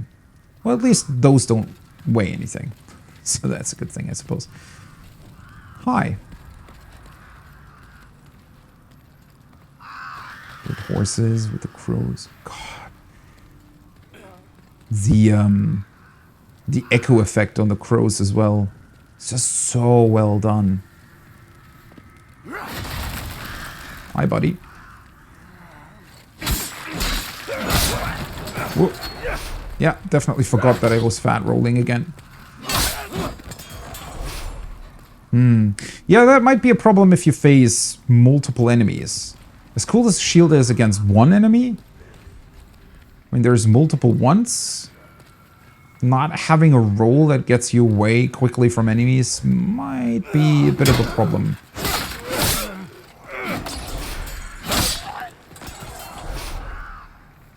What's up with you? Oh, he's stuck behind the Dreckling shield. There we go. Guess that's the shield they are using. Oh, another one. Interesting. Sometimes they seem to be aggroing from pretty far away, but the dudes earlier with the crossbows, they only shot me when I was already pretty much in striking distance and melee distance. That was really weird. Okay, Dreckling shield. Let's see. Shoddy wooden shield used by Drecklings. Little more than a patchwork of wood scraps. This attempt at imitation can hardly be called a shield. I don't know. Doesn't look too bad. Let's see. Doesn't really have that much durability. Or anything, really. Guess it just weighs significantly less.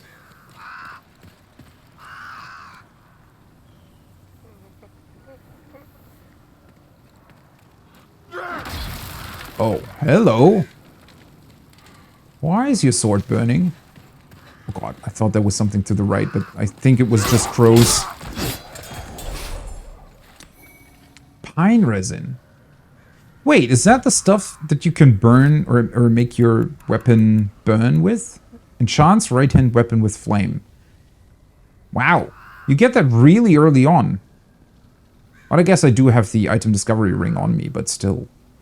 Natural resin that exudes from pine trees. Applied to the right-hand weapon to create a temporary flame. Not for use with wooden weapons. Huh. Well, that's certainly going to come in handy. Especially if you can potentially farm that here. Another guy with a flaming sword.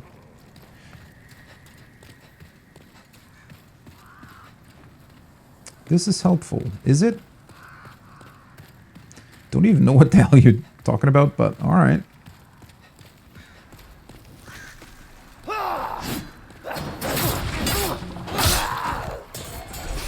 God, even the swing. Ooh, hello. The sound of the sort of the swooshing of the wind. Sounds equally awesome. I might want to equip that, huh? Let's see. Oil cask explodes and flame upon impact. Yeah, sure, let's go with that. That is pretty crazy, though. I mean, I would guess... Equip burden out of 40. Wait, did it reduce my equip burden as well when it turned into soul form? Or was that always 40? No, the I actually don't know. I think... oh... Never mind. I was confused. Okay, wait. So you have an equip burden and you have an item burden. I didn't realize. All right. I guess I'll have to experiment to find out how they work. So item burden, I guess, is just a maximum amount of items that you can take with you. And the equip burden... Guessing by that percentage value there to the right is probably the thing that determines your roll.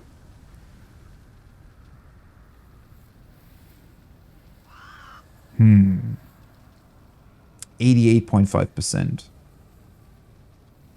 Well, if it works like Dark Souls, then I have no chance at actually getting to the normal roll, or the fast roll, rather. I guess I could... do I want to try... Let's see, 71.3. Nope, still the same thing. 59.7. I think that's still the same. 31. Quicker, but not super quick. No, I think that's the fastest one. So the thresholds might be the same as in Dark Souls, I guess? With like 33% and then 66% or something? Well, that would mean that I could basically only wear my pants. Nah. I'm gonna stick with the fat roll, actually. Specifically because I do want to try to utilize the shield a little bit more instead of rolling. We'll have to see how well that works, though. Excess have different animation with one-handed and two-handed. Okay. Well, I guess they probably put in a lot of different animations, right? I mean, it makes sense. Everything else is differently animated, too, with the two-handed stuff.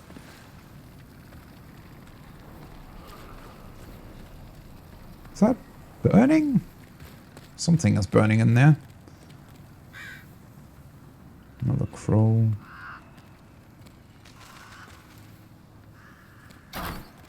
Oh, well, he definitely shoots earlier. Let's try this neat firebomb. Let's see how far that actually travels.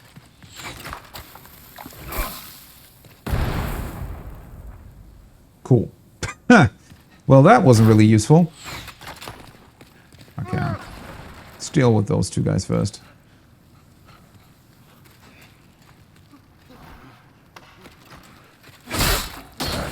Oops.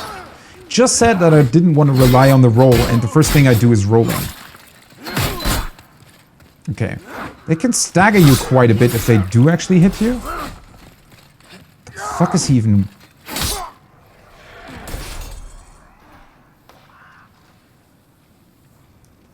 Is he wearing some...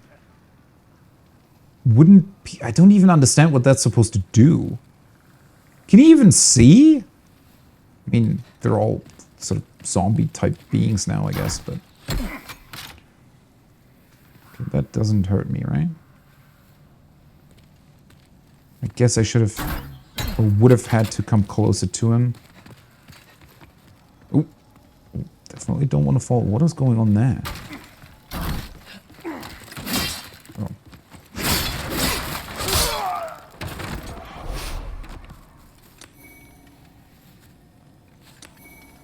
Soldier's Lotus. What is that? Stops bleeding. Petal of a blue flower that floats on water, consumed to stop bleeding. In Boletaria, these petals have symbolic meaning and are given to warriors when sent off to war. Well, that's quite beneficial then, right?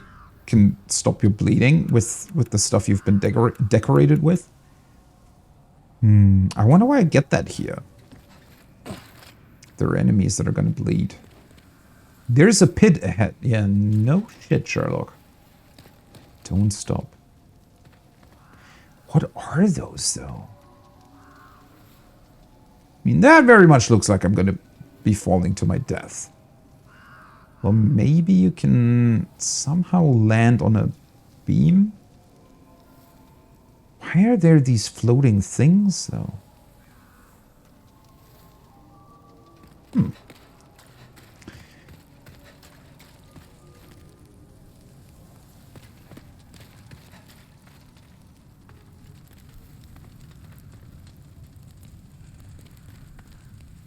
Also, the surroundings just look awesome.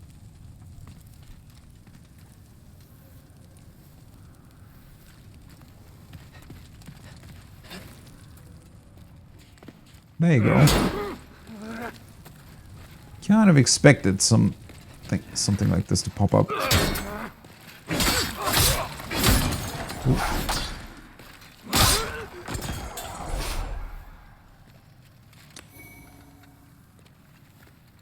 I should probably remember to heal eventually as well. What do we have here? That bread doesn't look too good anymore. A couple books as well. God, I wish I could read that. That would be so awesome if those were actual books that you could pick up and read through.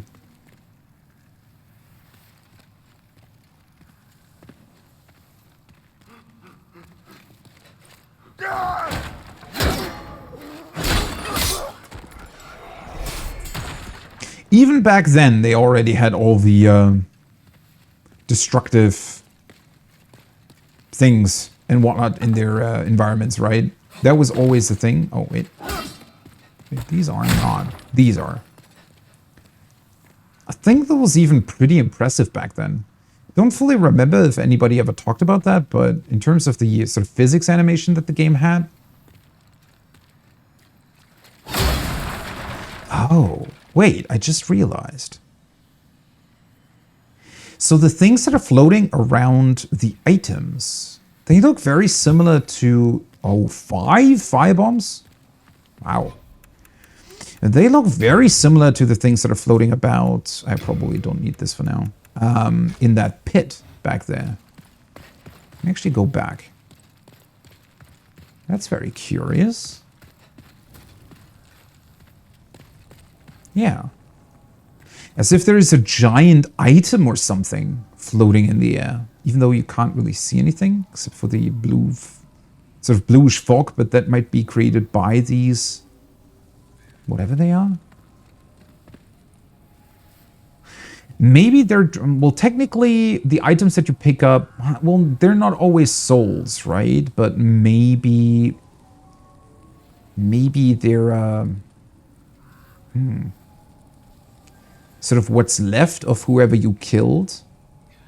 I don't know if you could interpret it in the way that, you know, the items they leave behind, the items that you can pick up, is whatever they left behind, but a part of their soul is still attached to it. Maybe these things are drawn to souls or something to that effect. Just looks very curious, right? Very different to everything else. That crest again. Can hear you. Or maybe not. Thought I heard an enemy. Oh, wait, that might have been my character.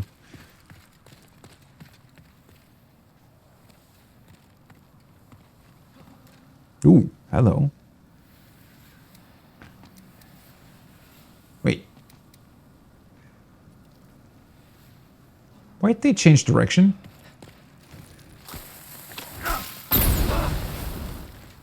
Okay. Oh, hello. I guess he wanted to demonstrate that he can do that too. I did not expect him to throw a firebomb. Oh, that is awesome though. How his corpse is burned up as well. What a cool effect. Didn't really do as much damage as I'd hoped it would. I don't know if it's scale. It might be scaling with something that I just don't have too high of a stat of. Yeah, that was a thing. That is one sort of little detail that I do remember about Demon Souls for some reason. Is that there were quite a few more of these fog gates that weren't related to bosses or anything really. Dark Souls had that too. A little bit still. But later games never really repeated that, even though they are still using fog doors for boss rooms for some reason. I don't know. Because here, right, with the supposed fog that has been creeping in, and they actually, you know, if you look at the distance, there is actual fog everywhere, right? Not as, I guess, dense as the stuff that you can sometimes find on these doors. But, I don't know, somehow this is a lot more immersive compared to the other games. Because you hear about this magical fog and you can, I don't know, I guess look at it as the world trying to push back against you, right? Maybe it's creating these fog doors to make it more difficult for you to progress so that you won't be able to do anything against this demon plague. Could also have all kinds of other meanings, right? That I just can't really think of off the top of my head, but it certainly just adds to the whole atmosphere a whole lot more than the fog doors in the other games that just seem to be...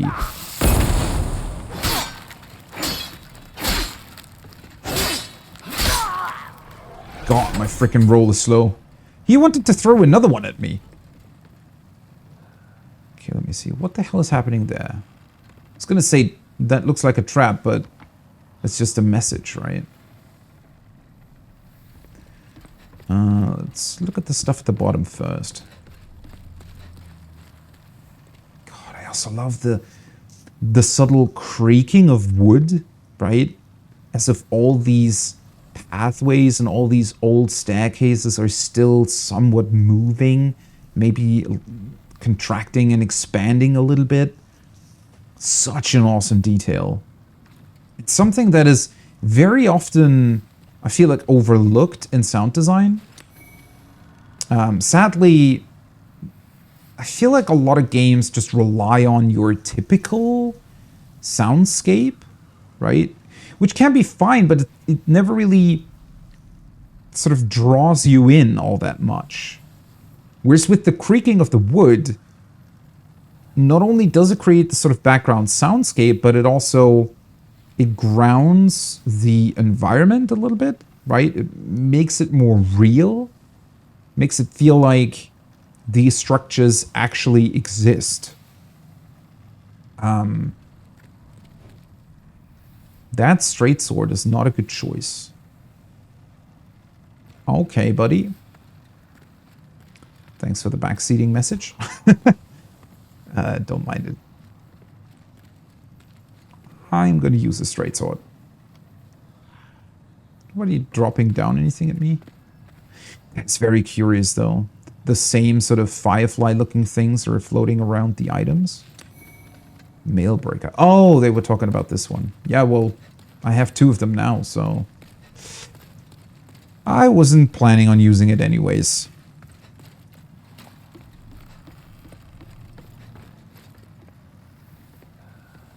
But yeah, instead of having, you know, more of a generic soundscape, actually attaching sounds more to the materials and other things that are actually used within the scene you're portraying, this works so much better, right? Okay, it's another dude with the flame sword. I always feel like somebody else is going to come in from the back. Oh, there we go. That's what I was waiting for. This kind of looked like a trap. Is he... Really? Oh, yeah. Finally. Oh, maybe I could try this.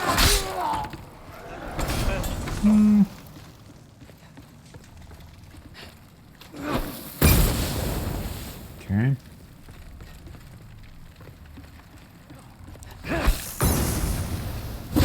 Ah, cool.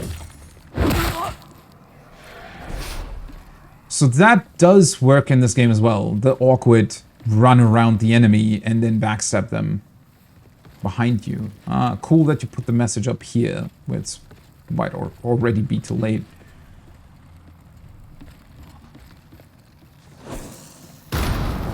Oh. That was really awesome, though. So I wasn't even looking at wherever somebody threw something at me, but obviously this being a PlayStation 5 exclusive, it's utilizing the sort of the haptic feedback of the controller quite a bit more as your typical game might. And there was an ever so subtle vibration when he started throwing the firebomb. So before it was actually going out, before I realized what was happening, the controller told me, hey, by the way, somebody's doing something. Not necessarily... Oh, it's behind me. I thought it was in front of me. Yeah, obviously could mean that it makes the game a little bit easier for you or whatever, but it's a pretty cool effect. What is he doing?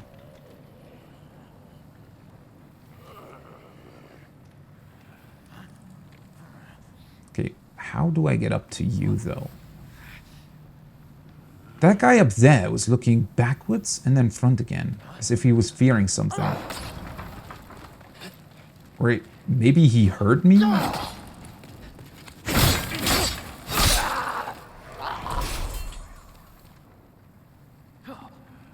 What's going on with him? He must see me, right? Or is he afraid of something else that I'm not seeing? That's very strange.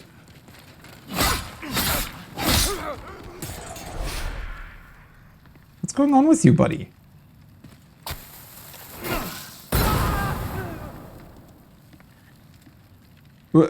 And there he goes, I guess. Maybe he'll come back in a second. I could also throw a firebomb at you, but... I might want to keep the rest of them, right? I wanted to try them out, but... Did he actually go outside to now throw fireballs at me? Oh, whoa. Wait. How do I get in there?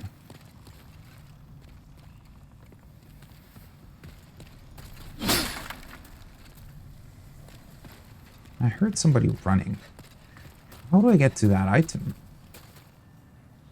Because it doesn't look like I can drop down from anywhere.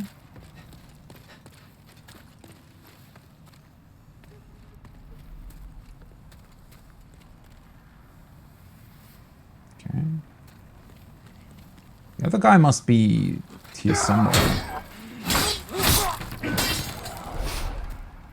Oh yeah. There we go. I think he's still standing there. One maybe unwanted side effect of the Ring of Discovery, though, is that I get a lot of healing items. I don't know if you are supposed to get that many.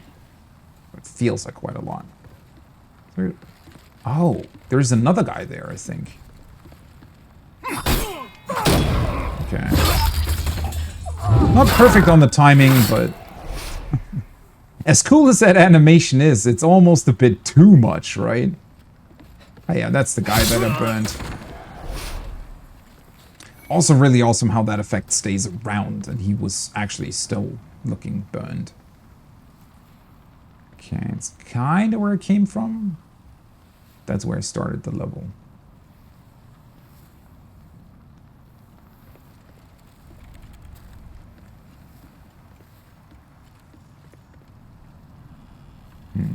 Yeah, that's where the guy stood. Oh. Well, that's a little bit of an obvious trap. Oh, wait. Maybe that actually... That might destroy that thing, right? Please. There we go. Oh. Yeah, it did. How awesome is this? Bastard sword. What a cool thing. Man, I actually wish that the later games would have expanded on this sort of environmental interaction a lot more. As cool as Elden Ring is in a lot of ways, these physical type interactions just aren't a thing, right? I mean, most of the game world is completely static, which, you know, it's fine, but man, things like this just make you realize how much more potential these games could have, right? Imagine if you really were able to fully interact with a lot of environmental things and like obviously this is a remake, so they wouldn't have changed that compared to the original because they wanted to stay true to the game. But yeah, I wish that in a future FromSoft title, maybe something like this would create a small hole in the wall, right? And you could actually completely alter how levels look like. There's so much potential to these games, and they haven't really tapped into that at all. Wait, how do I get back to him, though? Maybe there is another staircase that leads back down? There is one over there. Oh, there is also an item there. Yeah. That might be a place I can drop down to. Let's see here. Buddy. Oh, that's so bright.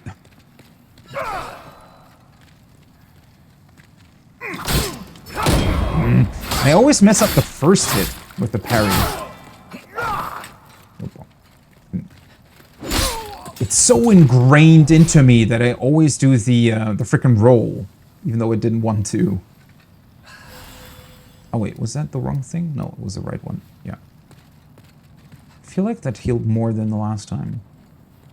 They're still not dealing that much damage to me, though, thankfully. Although I already see a potentially stronger enemy up ahead. But, yeah, even though they took away half my health... Oh, hello. Still not super risky. It's these enemies here.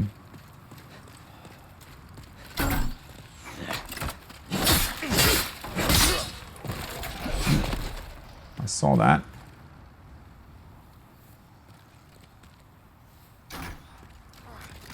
See two people back there. Yeah. Ooh, hello. Ladder. Who is that? That soldier over there is glowing red. So he's probably a lot more dangerous than the blue one, I guess. Oh, hello. You're also a different enemy. He probably has a lot more range than me. If he's not stuck at the wall. Would have been funny if he had stuck his long weapon in one of the, like, wall openings here. Oh, that...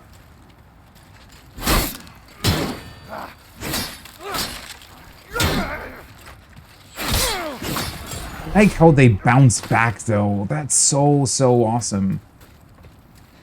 I wish there was more to it than just, you know, bouncing back and parrying.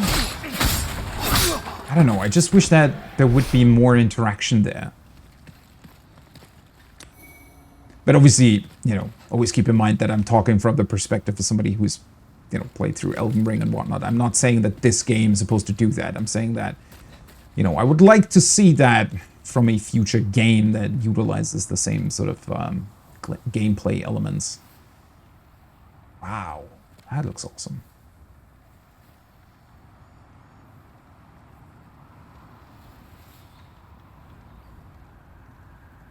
This entire castle system is so incredibly detailed. That's insane. Okay, that's probably just going to lead to the guy that's glowing red, right? I don't necessarily know. I was kind of hoping that I'd maybe get some sort of safe spot or something. I don't even know. I mean, there's the archstone that got me here, right? That I could potentially use to go back to the Nexus. Yeah, he also looks pretty hefty in general, doesn't he?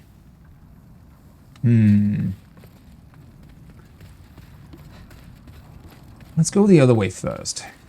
I do want to have a potential out here, a potential way to get back to where I started, or find another archstone or something before I try the more difficult enemies. On 3.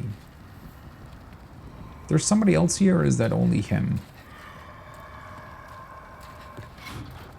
I like how they're breathing so heavily, right? Yeah, that did not work. That didn't work either.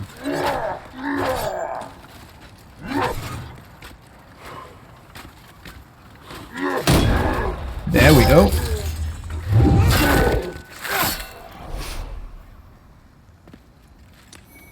Half on grass. Yeah, sure, let's heal.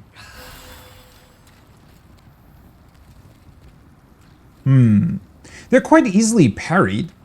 I like how he attacked, right? And then he stopped for a second and did this, like, cool looking motion with his weapon. That was pretty awesome. As if he sort of took a breather, right? As if he reconsidered, well, how do I want to approach this guy? Neat little detail. Okay, so this is where it can drop down. That would probably lead to the guy that was throwing firebombs at me, right?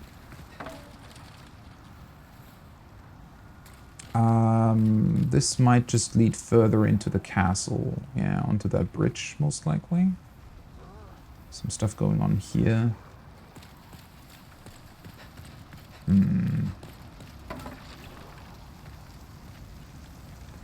God, that's dark. Nobody here? See an item. It's really empty? I guess so. Definitely expected an enemy to be here, but... 6 firebombs. Wow.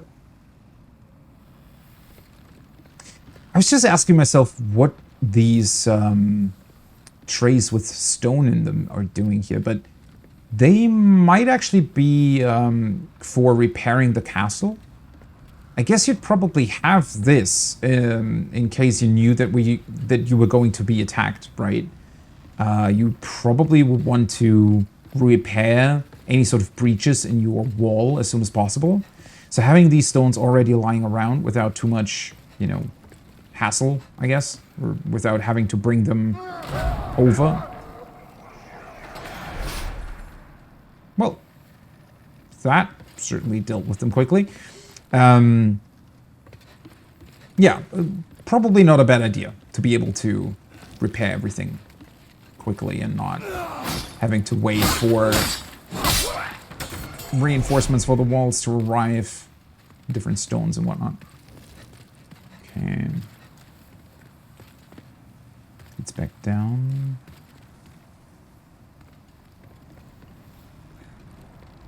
What is this? Oh, hello. That's the front gate again.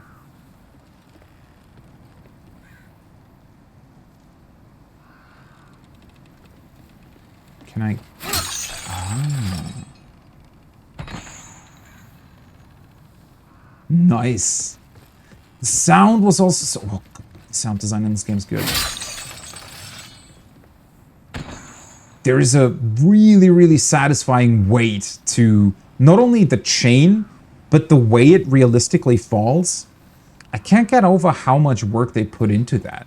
Not a lot of games do that, right? Where they actually consider, well, how long would it take for the chain to fall? And what kind of sort of echoey sound, or would it even make an echoey sound, right? What kind of sound would it make if it fell from that height and you sort of looked at it from there? Let's do this. Don't really want to utilize too many of these firebombs, but you know, keeping all of them would be boring as well. Oh, hello. There is a bunch more of you.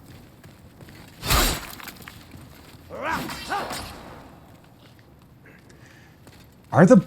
Even the bodies are still... Oh, whoopsie. Oh, he hit the barrel. Wait, that didn't damage me, though? Okay. Taking it. They were even igniting the bodies again, right? The ones that were already dead on the ground. They burst up in flames again when they hit them. Oh. Hello.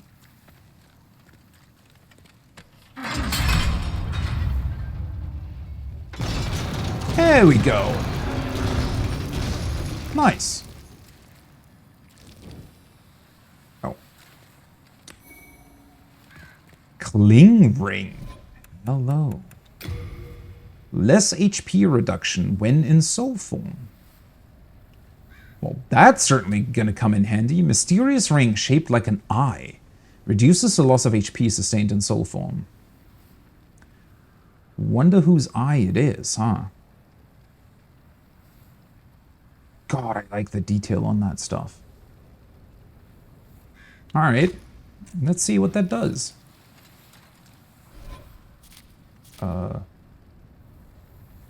What was my HP before? Like 280 or something, right? 401?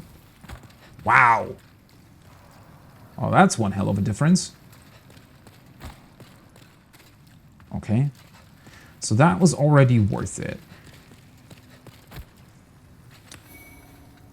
Aged spice, old ragged boots, gloves, and something else.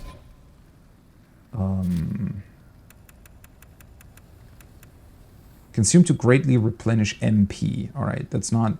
Oh my god, that looks awesome.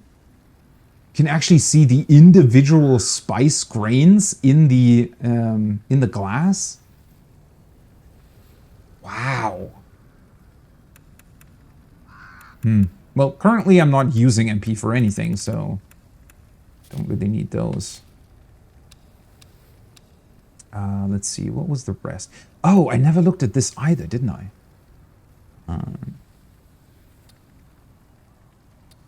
This large sword, similar to a straight sword, is a versatile weapon, but its weight means it usually requires the use of both hands. The smashing overhead attack greatly depletes a target's stamina and easily breaks their guard.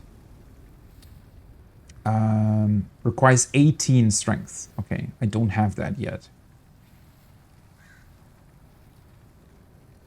I kind of like the smaller sword that I have now, though.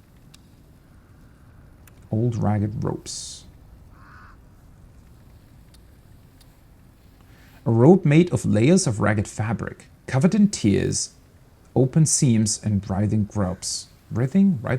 No person in their right mind would don these garments of their own accord. Wait, I just... Type AB. Oh. So you have to be a female body type to wear these. That is interesting.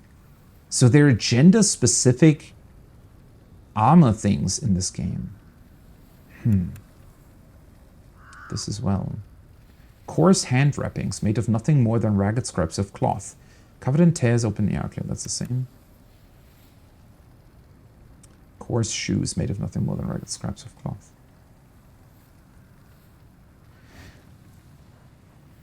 So that was a...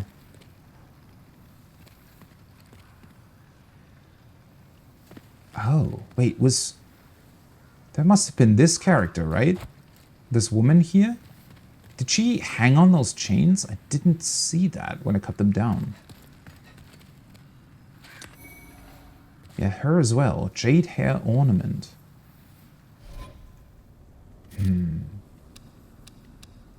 Ragged clothes. I mean, that doesn't really tell us much about where they potentially came from, huh? Oh. Wait. Ooh. A plain jade hair ornament. Of the kind worn by commoners.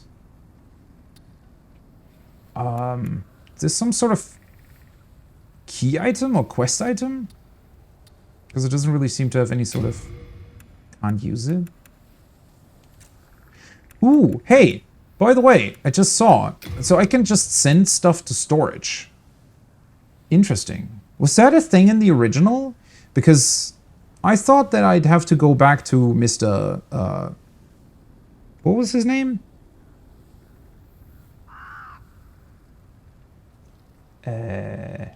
Thomas. Right, Thomas. I thought that you'd have to go back to him in order to store some items. But if you can just send stuff into storage, well, that already makes things a lot easier, doesn't it? So I guess let's send those two there. Although, then again, I mean, my item burden isn't really that high. And my equipment burden's too high for a good roll anyways, but oh well. At least it's not cluttering up my inventory, I suppose. Yes, sadly the old ragged stuff doesn't really tell us much about who they could have potentially been.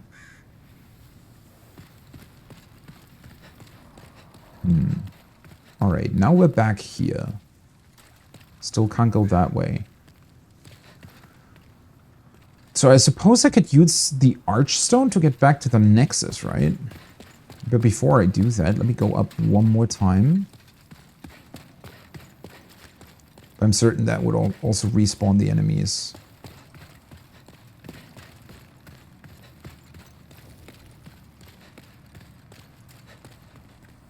Wait, this is where I cut them down?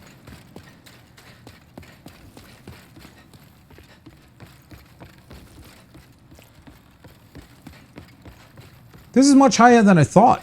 Did I really run down that far? Huh. Guess so.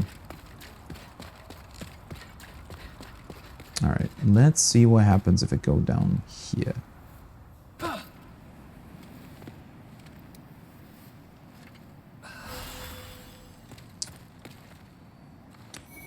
Wooden bolt. A crossbow! There we go! I don't think that I can equip it with my current stuff. Pretty sure, but... Let's see, light crossbow. Well, it's a light one. 2.5. 94.8. A small, easy-to-operate crossbow issued to Boletarian soldiers. To fire crossbow, bolts must also be equipped. Cannot be precision-fired, and reloading takes considerable time. Alright, so that sentence makes me think that these probably work very similar to Dark Souls, right? In that the crossbows can only be fired when you can target, like via the target system, target somebody, but the bows can be quote-unquote precision fired, meaning that you can actually get a targeting reticle and target that way. Feel like it probably works the same here. Can I equip this though? 94.8%. I mean, technically I don't think this is going to do much because I'm already fat rolling, right? Yeah.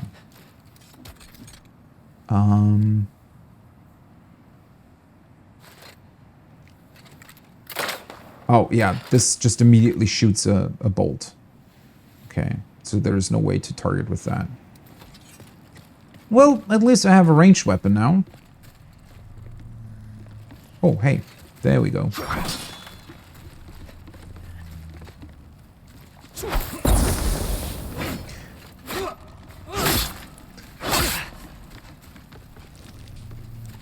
Can you stop throwing that stuff, please? That was honestly, I was looking at his face while he was doing that. That looked really creepy. Like he really had this aggressive look on his face when he was starting to throw the firebomb. Holy shit, that's such a cool detail as well. Okay, so I guess the shortcut means that I don't have to go through these guys again, right? If I want to, I don't have to go through the firebomb throwing guys again if I want to come back here.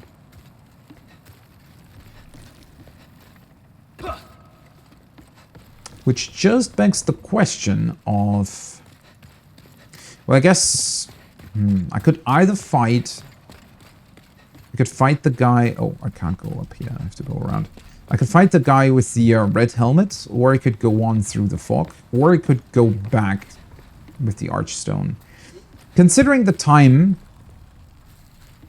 even though I don't want to stop, I do think I have to, unfortunately. So let's take a look. Let's keep the fog gate as is for now, because that will be a good point to return to later. Where the heck was the staircase? There we go.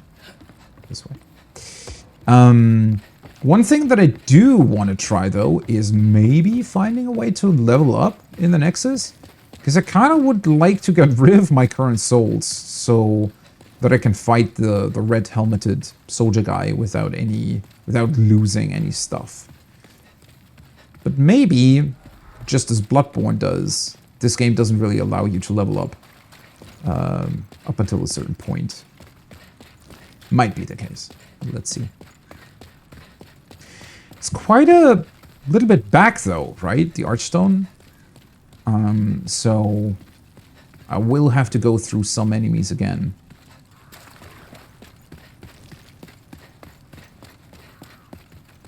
Let's see.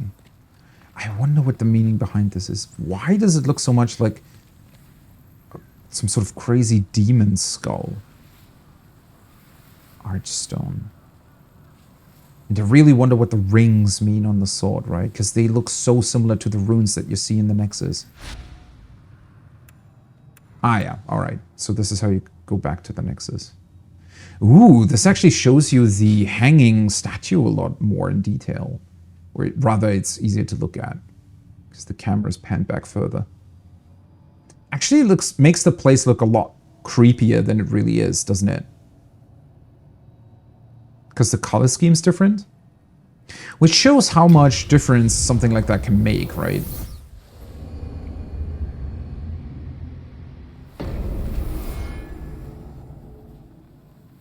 There we go.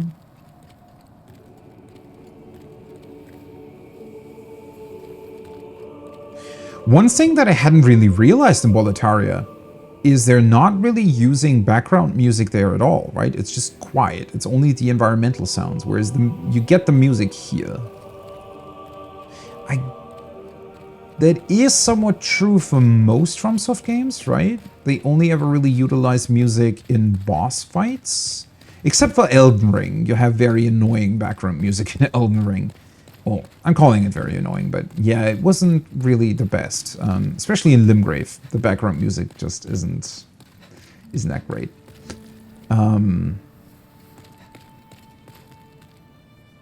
Well, shit.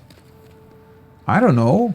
Can you help me? I want to level up. You came for demon souls? We're well. Okay, that seems still the same thing you said earlier. I mean, I haven't really done anything, so...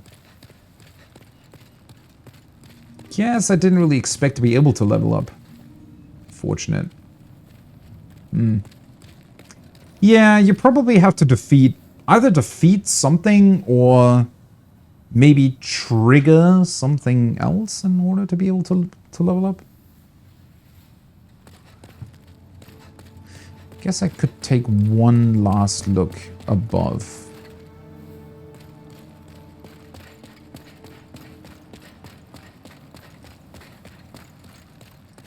Let's see if anything changed or if any person came in here.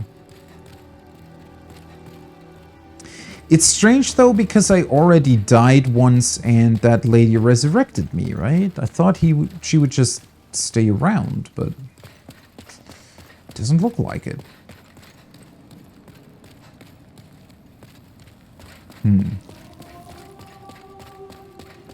God, I just, even here, right, the lighting on the ceiling. God, this is so beautiful.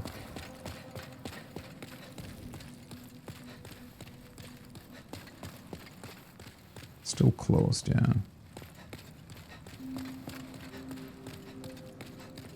Can't really go further. Well, guess that gives me a goal for next time. It was supposed to be just a short session today. I mainly wanted to get into it, especially for character creation and whatnot, because I didn't really know how long that would take me.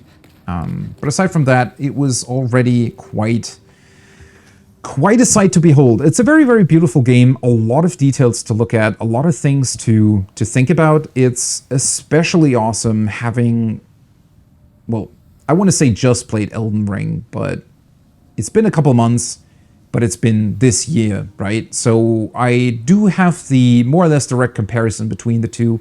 It's just interesting, well, what direction they took in certain ways. Again, I don't fully know what they might have changed for the remake here, but I'm pretty sure that they stuck with the original gameplay at least, so they didn't really want to change much. It's more a visual upgrade more so than anything else. Although they might have changed little details here and there. I'm not entirely sure about that. That being said, it's quite insane to me how with the visual upgrade the game still feels very, very modern. Especially in terms of overall game feel and game speed. I like it a lot more than Dark Souls, and that is precisely what I was talking about at the beginning of the stream, and what I felt like back when I tried both Demon Souls and then Dark Souls, where I thought that Dark Souls was a regression from this game. But I guess it just became a lot more popular because it was multi-platform at the time, and not that many people had heard about Demon Souls, or rather hadn't played it or hadn't really seen it, which I think must have contributed to Dark Souls in a major way because, well, I don't know. Maybe it's also that the style that Dark Souls had, or maybe the amount of content or something just drew people in a lot more compared to this game. But I just find it curious because for me, Demon Souls, it just feels so modern already, and it feels like they not only could have already innovated on it a lot more than what they did in the past, 13 or whatever years, but also at the same time, to me, it seems like they even took a couple steps back with Dark Souls in comparison. Though obviously that's not only very, very subjective, but also difficult to discuss at this point in time. But it's going to be something that I probably will come back to a lot more over the course of the playthrough. Anyways, it should hopefully save automatically, right? That's usually how this works. 2 hours, 39 minutes. Wait, what? Was I stuck in character creation for that long? Oh, fuck. Didn't realize. Oh, it literally says save and exit game. Alright. I don't think that I can stay on the screen for too long because it's probably going to, yeah. Maybe shouldn't have done that. Now that I think about it.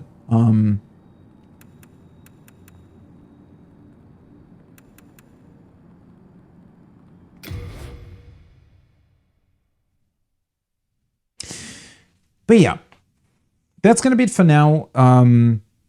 It was a ton of fun. I know that I'm going into a lot of details, but it's just what I want to look at, right? There's so much to look at, so many cool things to discover.